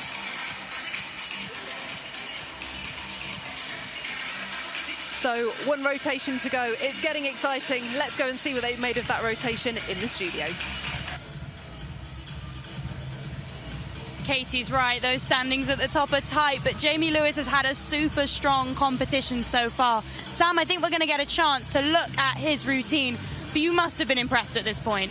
That was a beautiful routine, Sydney, and for me that was a champion's routine on the high bar from Jamie. He was the first up in that rotation. That means that he didn't have a lot of time to go from parallel bars to the high bar, but what a routine this was. He looked incredibly confident. He starts his routine with one of the in-bar skills, so he does the squat half. Does it very well. His first release and catch is the Kovac, so a double somersault over the bar, very smooth. And the next skill he's going to do a full twisting Kovac, so a little bit more difficult than the first one. And again, catches at a great length, swinging around the bar. I think he does another release. So the gymnasts on high bar are able to do about 5 releasing catches, which is incredible. And Jamie is doing a great routine here. He's swinging really well. The high bar is all about feeling, the timing, the rhythm of the swing. And he's probably starting to think about his dismount at this point, Sydney. So he knows he's going to have to try and put it on his feet to try and get a good score. We also have that stick bonus available now. He does a double twist and double straight, small little hop, but an amazing routine, and really puts the pressure on the other gymnasts that were very closely following Jamie as we went into that rotation. So the scores are very tight in the men's competition. Yeah, it's really been bringing the entertainment value, and the women's competition has been no different. It's been really exciting over on the floor. Our leader after the 3rd rotation is actually Frankie Stone from Amber Valley Gymnastics, who's actually one of our youngest competitors in this competition. She's actually only 15 years old, and because her birthday's on the 21st of December, it's still a while before she turns 16, so this is her first year as a senior, and she's absolutely smashing it. But Ali Elite just pipped her to first place on floor there. We saw an absolutely beautiful floor routine from her. She's representing Heathrow Gymnastics Club, who've had a fantastic championship so far. They took the Aspire all-around title with Elisabetta Cardelli, and you can see really the artistry that they're able to demonstrate in their routines here. Katie mentioned earlier the bonus marks that women's gymnasts can get on floor for their artistry, really matching their routine to the music, and Alia definitely does that. She starts her routine with a huge double straight. As Katie mentioned, a bit of controversy about how many of her feet went off the floor. Gymnasts must maintain their floor routine within that white floor spare that you can see on the screen, and so she did take a 0.3 penalty there. But it definitely hasn't impacted her, because she is sat in first with a huge score of 13.05. And Sydney, it looks like she's taken that confidence of that beam routine that she did in the previous rotation straight onto the floor, and again, just looks full of confidence at this competition. Yep, and she'll be getting to finish on vault, which is a bit of a blessing for any gymnast. As Katie mentioned, it is pretty exhausting doing a floor routine after you've already competed 2 pieces of apparatus. So I think she'll be looking forward to 2 short vaults and a bit of a breather, but she certainly has to be proud of herself, and we'll have to wait and see and how she vies for that top spot. It'll be tight between her and Frankie Stone, definitely. Yeah, and these gymnasts, she will know that the other gymnast knows she's finishing on that vault, and that vault is going to be more of a solid apparatus than finishing maybe on the A-bars or the beam, where there's that risk of taking a fall. So for her, a strong finish on the vault, it's going to be very, very exciting to see how this competition finishes up. With the women and the men, we're seeing Cami Lynn, who's come out of nowhere into 2nd position, still very tight from 2nd place all the way down to the top 6 or 7 gymnasts. I've been keeping my eye on Adam Tobin, Alex Nishkavanu. Lots of those gymnasts are slowly climbing their way up and have had great competitions, but I think it really comes down to who's going to hold their nerve, whether Jamie can go through that floor routine, and how close the other gymnast can get to him. Well, I know that we and the entire crowd in here can't wait to see how this final rotation is going. I imagine it's the same over in your commentary booth, Katie and Chris. Yes, it's going to be a very exciting conclusion to these championships. Like I say, on the women's side, it could go either way. Ali is going to vault, and the very best. I think she does a full twisting Yurchenko. We've seen those scoring around 13 today if they've got a clean landing. So Frank has currently got about 1.25 up on her, but equally achieving a 13 on the bars is a tall order. So it really is going to come down to the final routine for the girls. And the men, it's just looking equally exciting, isn't it, Chris? It is indeed. I mean, if I was competing on a final apparatus floor, certainly would be one of my preferred choices. So I'd say it's advantage Jamie. And first up, we get to see a wonderful floor worker in Jake Jarman. Indeed, Olympic medalist on this apparatus.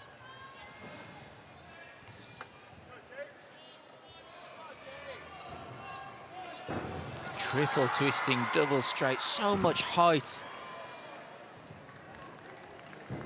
And then the same in the tuck position, spots that landing, tiny hop forward. Almost gymnasts are trying on those first two tumbles to do 2 twists. Jake's that good, he's able to put an extra one in there for triple. Oh, you could see there though, they didn't quite get the landing right on that 2.5 twist, which therefore meant the double front after was always going to be a challenge. And also then on the balance then, I'm not quite too sure that was the balance he was hoping for. The turn balance obviously gives it away, therefore suggests that it should be steady, it should be safe. But there was certainly some wobbling on that one. That's better though. Triple twist down the side. There's the big breath. There we go. Excellent dismount there by Jake. Unfortunate on that combination, tumbling past. It looked like his legs just sort of buckled after that 2.5 twist. Therefore, unable to execute the double front after it the way that he wanted to, and perhaps unsettled him then also on the balance. But he seems happy enough. And it will be interesting to see where that floor score puts him in the apparatus standings as well, because we know we had Harry Hepworth, who we didn't see earlier, but he was still right up there, even with a fall, wasn't he? He was. He had a fall on one of his tumbles, but scored, I think, 13.7 off the top of my head, which put him in amongst the top 3 on qualification. Yeah, so you never know. We might still get to see Jake again in the apparatus finals tomorrow. But right now we're headed over to the beam to see Emily Roper. Another gymnast who is right up there in the standings, and with a clean beam routine will be putting herself in contention for a podium finish.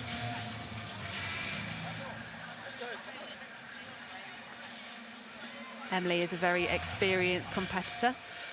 You can see she covered up that slight balance check at the end of her flick layout very neatly. And again, it does well to stay composed. You'll see a lot of our female athletes completing jumps on the side of the beam. Any jump that you perform facing sideways does get a 0.1 increase in its normal difficulty value.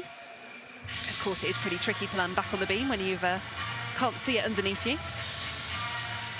Emily's looking very calm and composed here, making her connections, making sure of all of these landings.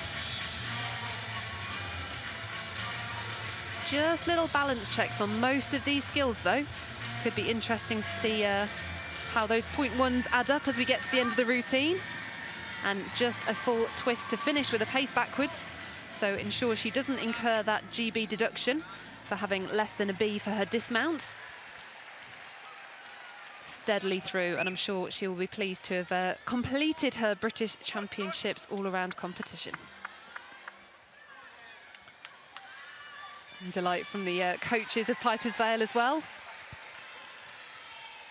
And it looks like the judges are still deliberating Jake's score. I mean, I wouldn't fancy judging that routine. Just counting the number of twists is needs a maths degree in itself, I think. It's a complicated job, isn't it? Especially when they're doing lots of combination work and there's different bonuses that are applied. It's a difficult job, but the judges have got to take their time and make sure they get it right. Certainly, and it does give Joshua Nathan, our next gymnast up on floor, just a bit more time to compose himself. team there taking a couple of jumps on the floor. Again, just to get a feel for it, get rid of those last bit of nerves.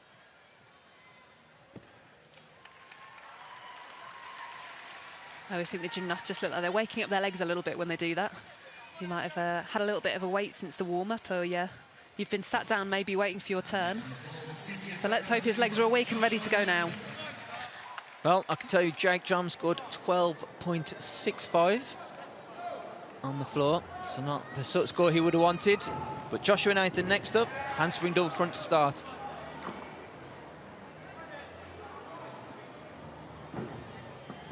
And again, opting for the forward tumbles, the handspring double twist forwards. Cleanly through that side pass there, sticks the landing.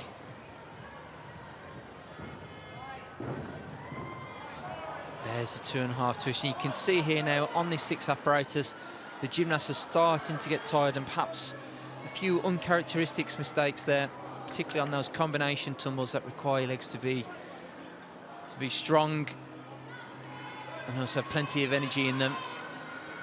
That's nice though, that's the mana. Shows the strength and flexibility.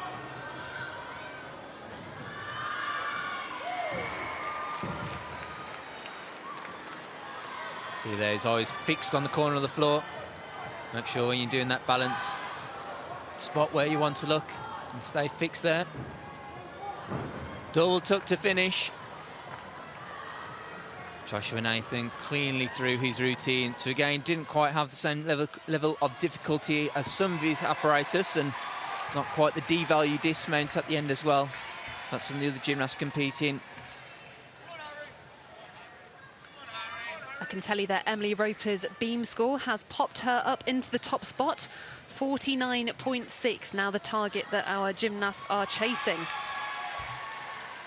It's kind of the magic 50 that the girls are after, and we thought it would be a score of around 50-51 that could take the title here today. So Emily finishing on 49.6, just shy of that 50 mark, but I'm sure that will keep her up high in the rankings. Get another look here at Joshua Nathan's floor. That was a handspring double front, cleanly through. And then again was his second floor tumble, handspring double twist. Here's a side pass, clean landing, joins those heels together. This was the tumble here where you could see his legs just start to buckle. Certainly the tiredness. Apologies, actually, this was the dismount. Small hop on landing from the double back.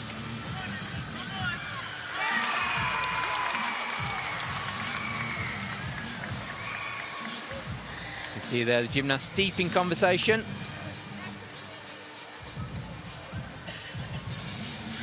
I always love the competition debrief. Straight after they've come off the routine, they've immediately got to get into it, haven't they?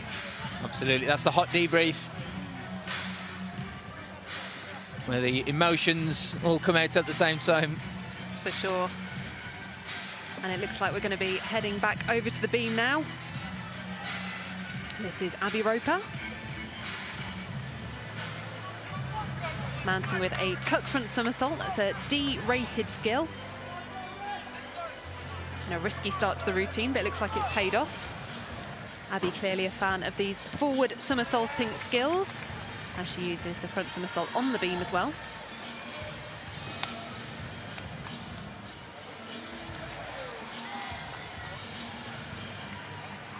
And another gymnast favouring the wolf-style spin.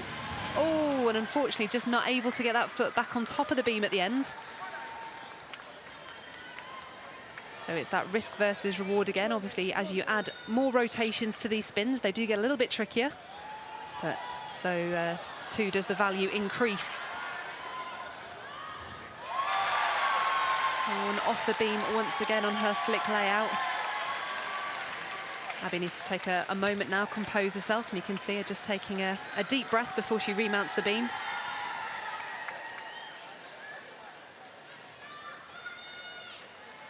Such a difficult thing to pick yourself back up after you've made a mistake. And having to think carefully now to ensure she connects a couple of leaps. No doubt we'll have a backup plan for that dance series. Smoothly through the free walkover. And here we go, backup plan in motion, using a split jump to W jump. Just the dismount now to go. And I can tell you, for those wondering, that Alia has just landed her vault as Abby securely puts that 1.5 twist to her feet. Hopefully we're going to be able to see a replay of Alia's full twinko entry, a sky-high full twisting straight somersault. Just a tiny hop back on the landing, and she's got to think that she's got half a hand on the trophy at this moment in time. A fantastic all-around performance, beautiful, clean gymnastics. And it is a 52.2 all-around score for Alia Leet, 13.25 earned for that vault. An incredible performance, and it looks like that trophy could be headed back to Heathrow after this weekend, but there is still one gymnast who might have something to say about that. That was a quick look back there from Jonas on his vault. The double twist, he was cleanly through, so that certainly kept him competitive, trying to attain a top spot, or certainly in amongst the medals, which would be brilliant for him, his first time competing as a senior. And then his teammate, Luke Whitehouse. And you can see the 2.5 twist opens out well, and just a small hop forward, so a good vault there by Luke Whitehouse, also to complete his all-around. You can see there's some heavy strapping on the ankles and the feet, quite common for the gymnasts. Quite often that's a preventative measure, isn't it, rather than specifically being for an injury, but the impacts that they're taking, whether it's the tumbles, the vaults, or indeed the dismounts of apparatus, it's just a lot of force going through the body. Absolutely, and that's something that the body has to handle over a number of years and make sure that the training volumes over that period of time gradually prepare the body for some of these high impact skills that we see now, particularly as you turn into a senior as well. All that work and training and preparation, physical preparation in the gym as a junior, this is where it starts to pay dividends, and hopefully in turn then your body's that little bit more resilient for the all-around competition. For sure, managing workload is a challenge for coaches and gymnasts alike. Well, our next gymnast up on the vault, representing Leeds, Michael Goddard.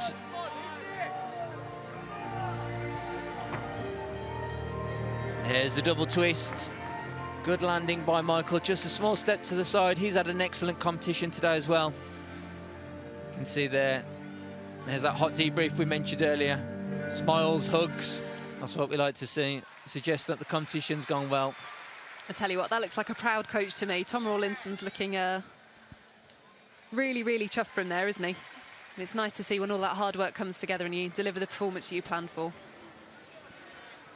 Aha, and we finally get to see the wonderful Frank Stone over on the bars. Now, for me, Frank's got such a fantastic story. She had her first British Championships in the post-COVID moment, so we had that kind of weird one that wasn't in the arena. And then the first time she did get a chance to come to Liverpool and compete, she had a mistake on her first piece of apparatus, which was the bars, and unfortunately, after that, was signed out of the competition. So from that first performance in Liverpool, she's had an absolutely outstanding couple of years and has really, really risen in her class and performance level. And I'm incredibly excited to see her put this routine together here today. I'm really hoping, crossing my fingers, toes and everything, that she can do the business here, because it would be really quite a story for her to have come from that point to putting out a fantastic routine at her first senior British Championships. She is a super close bar worker, and beautifully through the Stolder and Endo section of her routine. Secure on the Jaeger somersault. A little bit shy of handstand on that shoot down, but works through it well. You can see she's just got such beautiful lines, stunning toe point. Super full turn. Just the dismount now to go. Half turn. New dismount for her this year. Kicks up high into the double front. Oh, does well to keep that on her feet. And you can see coach there, Jenny Clay. A warm embrace and a fantastic routine for Frank. What a story, and what a rise she's had over the last few years in these British Championships. I'm sure all of the team at Amber Valley will be so proud and delighted for her to have put this competition routine together today. Some of those in-bar elements, the endos and the Stolders, are certainly some of the best I've seen, not just in the women's, but also the men's as well. They were excellently executed. Yeah, she's always been quite a clever gymnast with those skills. Coming up through the age group competition, she's always been very good at building her difficulty using those. The endo a particularly good one because it's risen in difficulty in this new code of points. As I mentioned, that shoot down to the low bar, just a little bit shy of handstands. There'll be a 10th off a difficulty there. But this new double front dismount, a fraction under rotated, but oh my goodness, she looks delighted to have put that to her feet. And a hug there as well from Welsh coach Liv Brill. Frank's nominated to represent Wales. And like we said, it's going to be a really tricky Commonwealth Games team to make next year for this Welsh squad. I've got a sneaking suspicion she's going to pop up into the silver spot.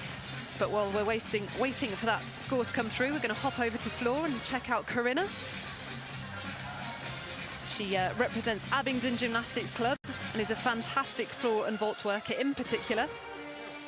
Always has a floor routine with fantastic dance and expression.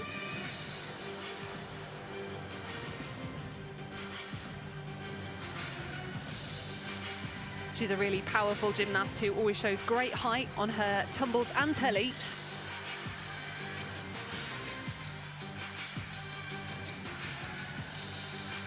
Performing here to a Mission Impossible style floor routine and performing some impressive feats while she's at it. Creative choreography. If you can engage the judges and make them smile, it always helps in these floor routines.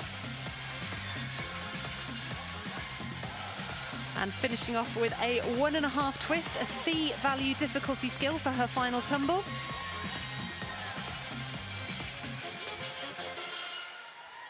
Big well done to Corinna on her final piece of apparatus. I can tell you that Frank's score on the bars was 12.45, which gives her an all-around total of 51.35, putting her into silver medal position. A really, really outstanding performance for her there. I think she was 5th place at the Junior British last year. To step up to the senior ranks and to be slotting herself into the silver medal position on her first try, that's a really outstanding performance. Certainly great job indeed. We move back to the men's competition now on the floor. Representing the city of Birmingham, Zion Azir.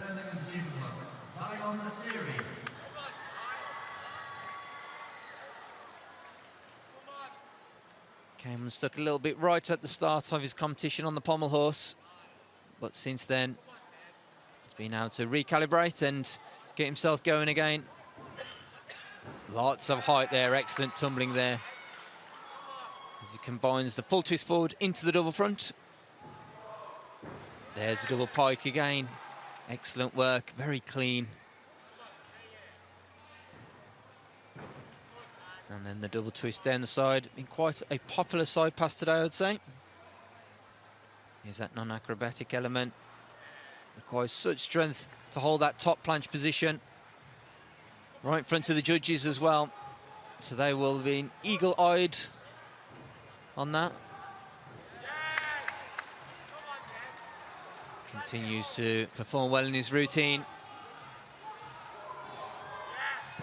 And then the double back dismount to finish cleanly through by Zion. A good, solid routine from him, and also to finish off his competition.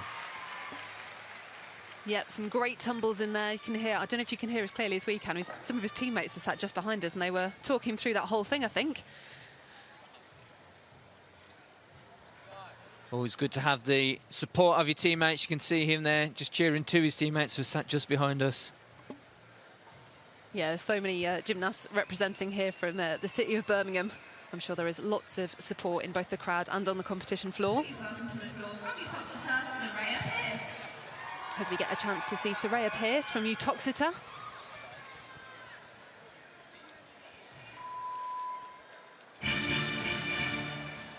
Soraya is a beautiful performer on this piece of apparatus and qualified to this event at the English Championships just a few weeks ago. Opening with the split jump full turn.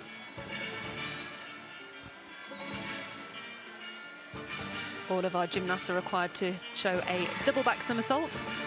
And Soraya does so with a double pike as her opening tumble.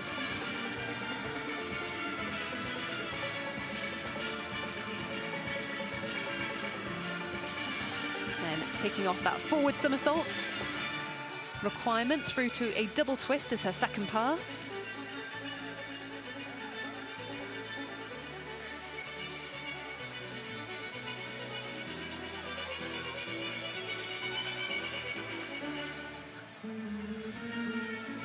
I mentioned earlier that the musicality element of the artistic score is now really quite an important one. And I think perhaps we could have a little bit more expression here. The judges were putting a lot of emphasis on that at this year's championships, and the gymnasts really can be quite heavily deducted to, in fact, just above a mark of deductions for their artistry if they really don't feel like they're showing off the routine. So it is important that the girls put a big emphasis on the performance quality.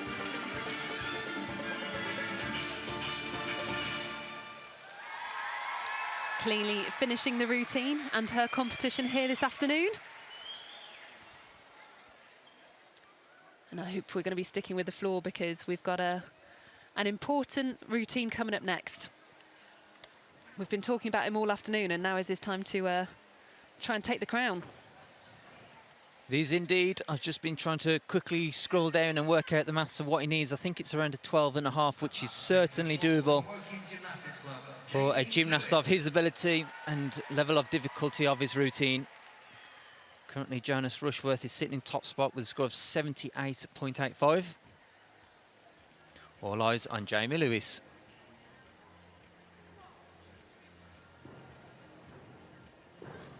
That's a good, solid start there. Combining, he's had to wait a while, his last gymnast up on this apparatus. Double pike somersault, very clean, lots of height. Spotted the landing and the floor well. And there's the double twist. And into some of his flare work. He started his competition on the pommel horse, where certainly one of his better apparatus. You can see there he excels as he transfers it over to the floor. See there the big breathe.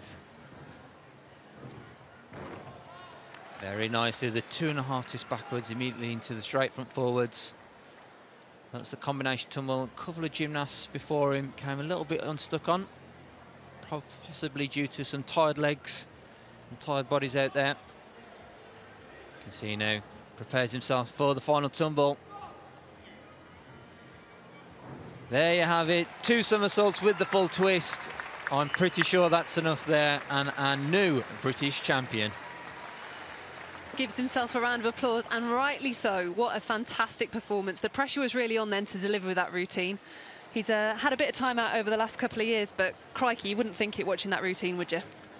Indeed, and also, I guess it's been referenced a few times, winning the English Championships a few months ago.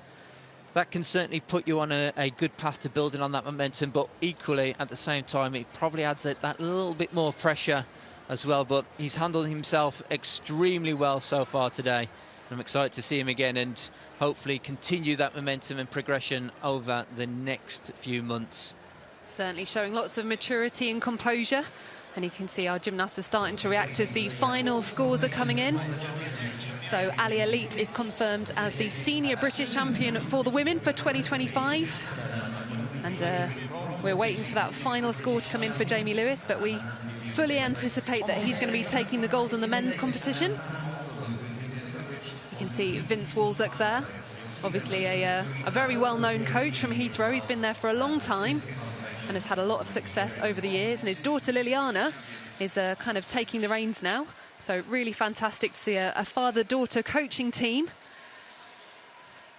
And some incredible success here for Heathrow. They took the Aspire title with Ellie Cardelli just a couple of days ago.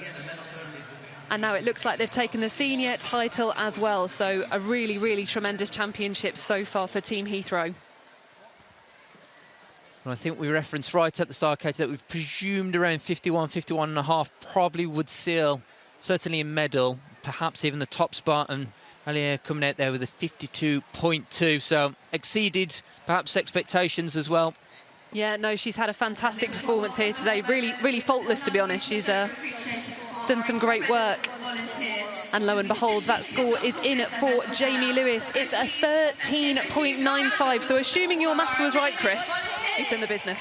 He has indeed. That takes him into the top spot with a score of 80.2. So a very credible score, not just domestically but internationally as well. Silver medal position will go to Jonas Rushworth. And then the bronze being picked up by Olympian Luke Whitehouse. And you can see there all smiles on the TV screen, being congratulated by his teammates. I think for some, perhaps in for himself, this probably feels like it's been a long time coming. That talent has certainly been there for a number of years. And that transition perhaps from junior into senior has been a little bit slower than others, but he's got there in the end. I'm excited to see now how he can build on that, particularly only 3.5 years away from the LA 2028 Olympics. For sure, what a great time to step up into the senior ranks and make your mark with LA, as you mentioned. A few years away, he's still got time to build on those routines, add some more difficulty. And you've got to think, after the comeback he's had here today, he's got to be a great contender for that Olympic team. Absolutely. Gymnastics, it's a tough sport. We never quite know what can happen around the corner, but for sure, he certainly set himself up well and on that trajectory. I think we've also referenced a few times the Commonwealth Games today as well, which only in Glasgow next summer, and seeing a strong competition from the home nations has been really, really important for me. I know you've mentioned and referenced a lot, Katie, of some of the Welsh gymnasts today, but I also just want to give a good shout out to Cameron Lynn from West Lothian representing Scotland, who just got picked to a medal, but he's had a brilliant competition. So again, build on that success for a home Commonwealth for him next year will be very exciting. Yeah, that Commonwealth Games is going to be really exciting, and half the challenge is just going to be making those teams. You mentioned a Scot there on the men's side. We've actually got Scottish girls finishing in 4th and 6th place here as well. So Lottie Smith, who was our leader after the first round of competition, has finished off in 4th place all around, which I know is the highest score ever for her. And Christelle Lake, who was the Scottish champion just a few weeks ago, hanging on to that 6th position. So I tell you what, we're going to see some great Commonwealth teams in 2026. And our gymnasts, I think, very privileged to have the opportunity to compete there. It's unfortunately a reduced size of Commonwealth Games this time. They struggled to find a host city that was kind of happy to do a full-scale event. So Glasgow, thankfully, have taken on the task. So there's not quite as many sports participating as you'd normally see in a big Commonwealth Games competition. But, of course, gymnastics is such a popular spectator sport, both in arenas being filled like this one here in Liverpool, but also in terms of a TV audience. When you get to an Olympic Games, it's one of the most watched sports, isn't it? I think we've always done very, very well internationally in terms of fans and audience, in terms of wanting to tune in and watch gymnastics. We know it's an exciting sport. We know that it's a sport that people want to tune in and watch and encourage. And so to have it still in the Commonwealth next year is really, really important. And particularly for some of these gymnasts as well.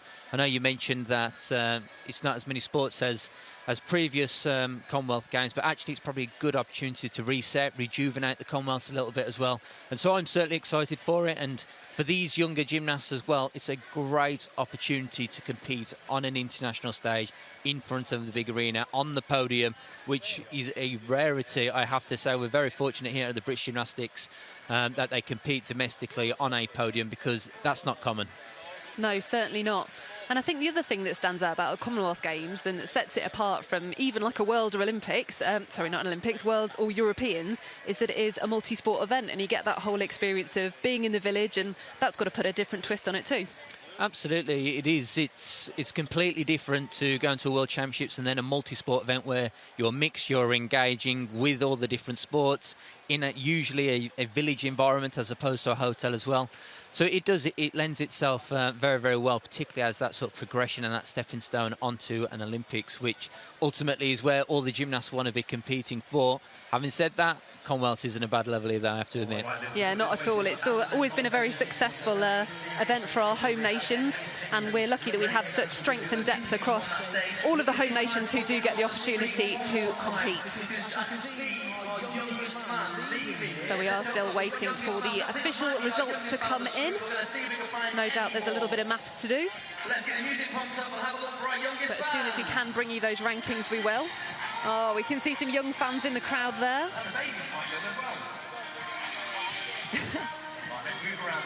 In fact, I think there's some young gymnasts from Corby Gymnastics Club who have been having a whale of a time here this weekend.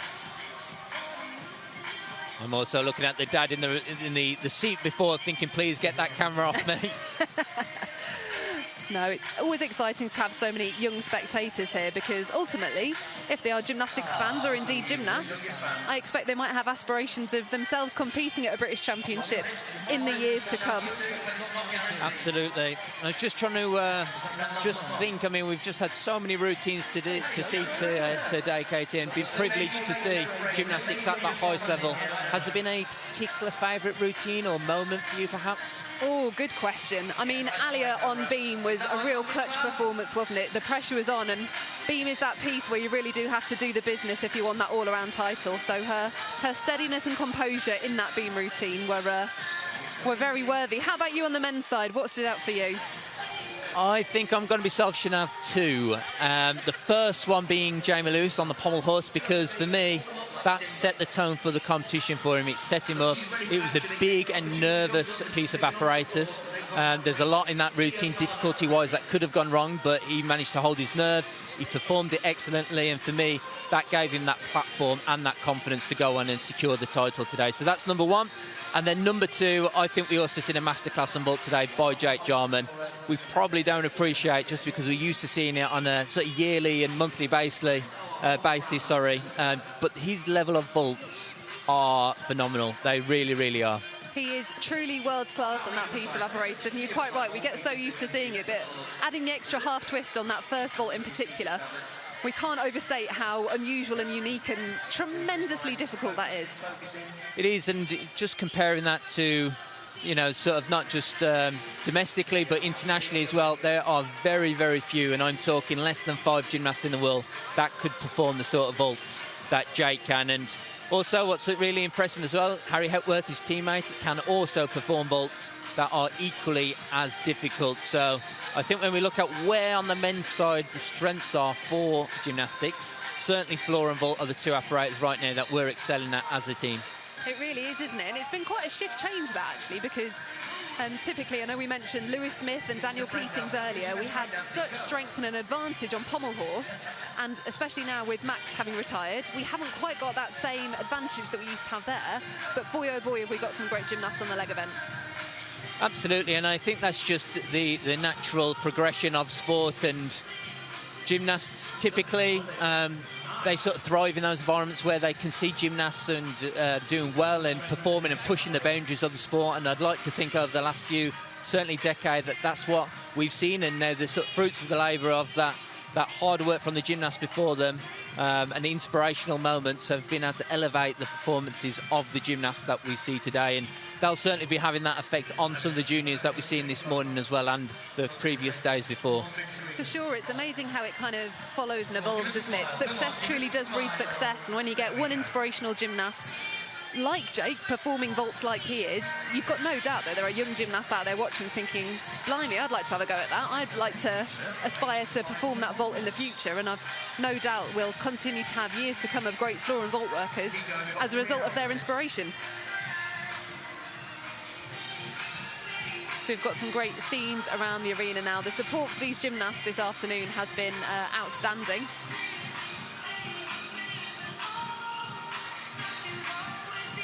So all the gymnasts are celebrating, relaxing a little bit, but it looks like now we can give you confirmation of the men's senior all-around competition. Chris, do you want to do the honours and talk us through this? Absolutely. Looking from 6th position onwards, representing Leeds, Michael Goddard there with a score of 77.4. He's had a phenomenal competition today. Adam Tobin, a former British champion, in 5th position, but Jamie Lewis taking the top spot.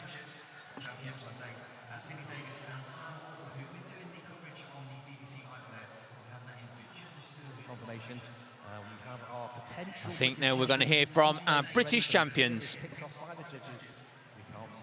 And I'm here with our new 2025 British all-around champions. Aaliyah, congratulations. We saw a huge sigh of relief when you finished your beam routine. You must be ecstatic with how you executed your competition. Yeah, I'm very impressed with myself. My beam routine's quite difficult, so I'm happy I stayed on. I just did it one skill at a time and it paid off. And your overall competition, did that go to plan? Are you proud of yourself for how the whole subdivision went? Yeah, I'm impressed with myself. My first 2 competitions back were really good, so I was hoping to just do the same again.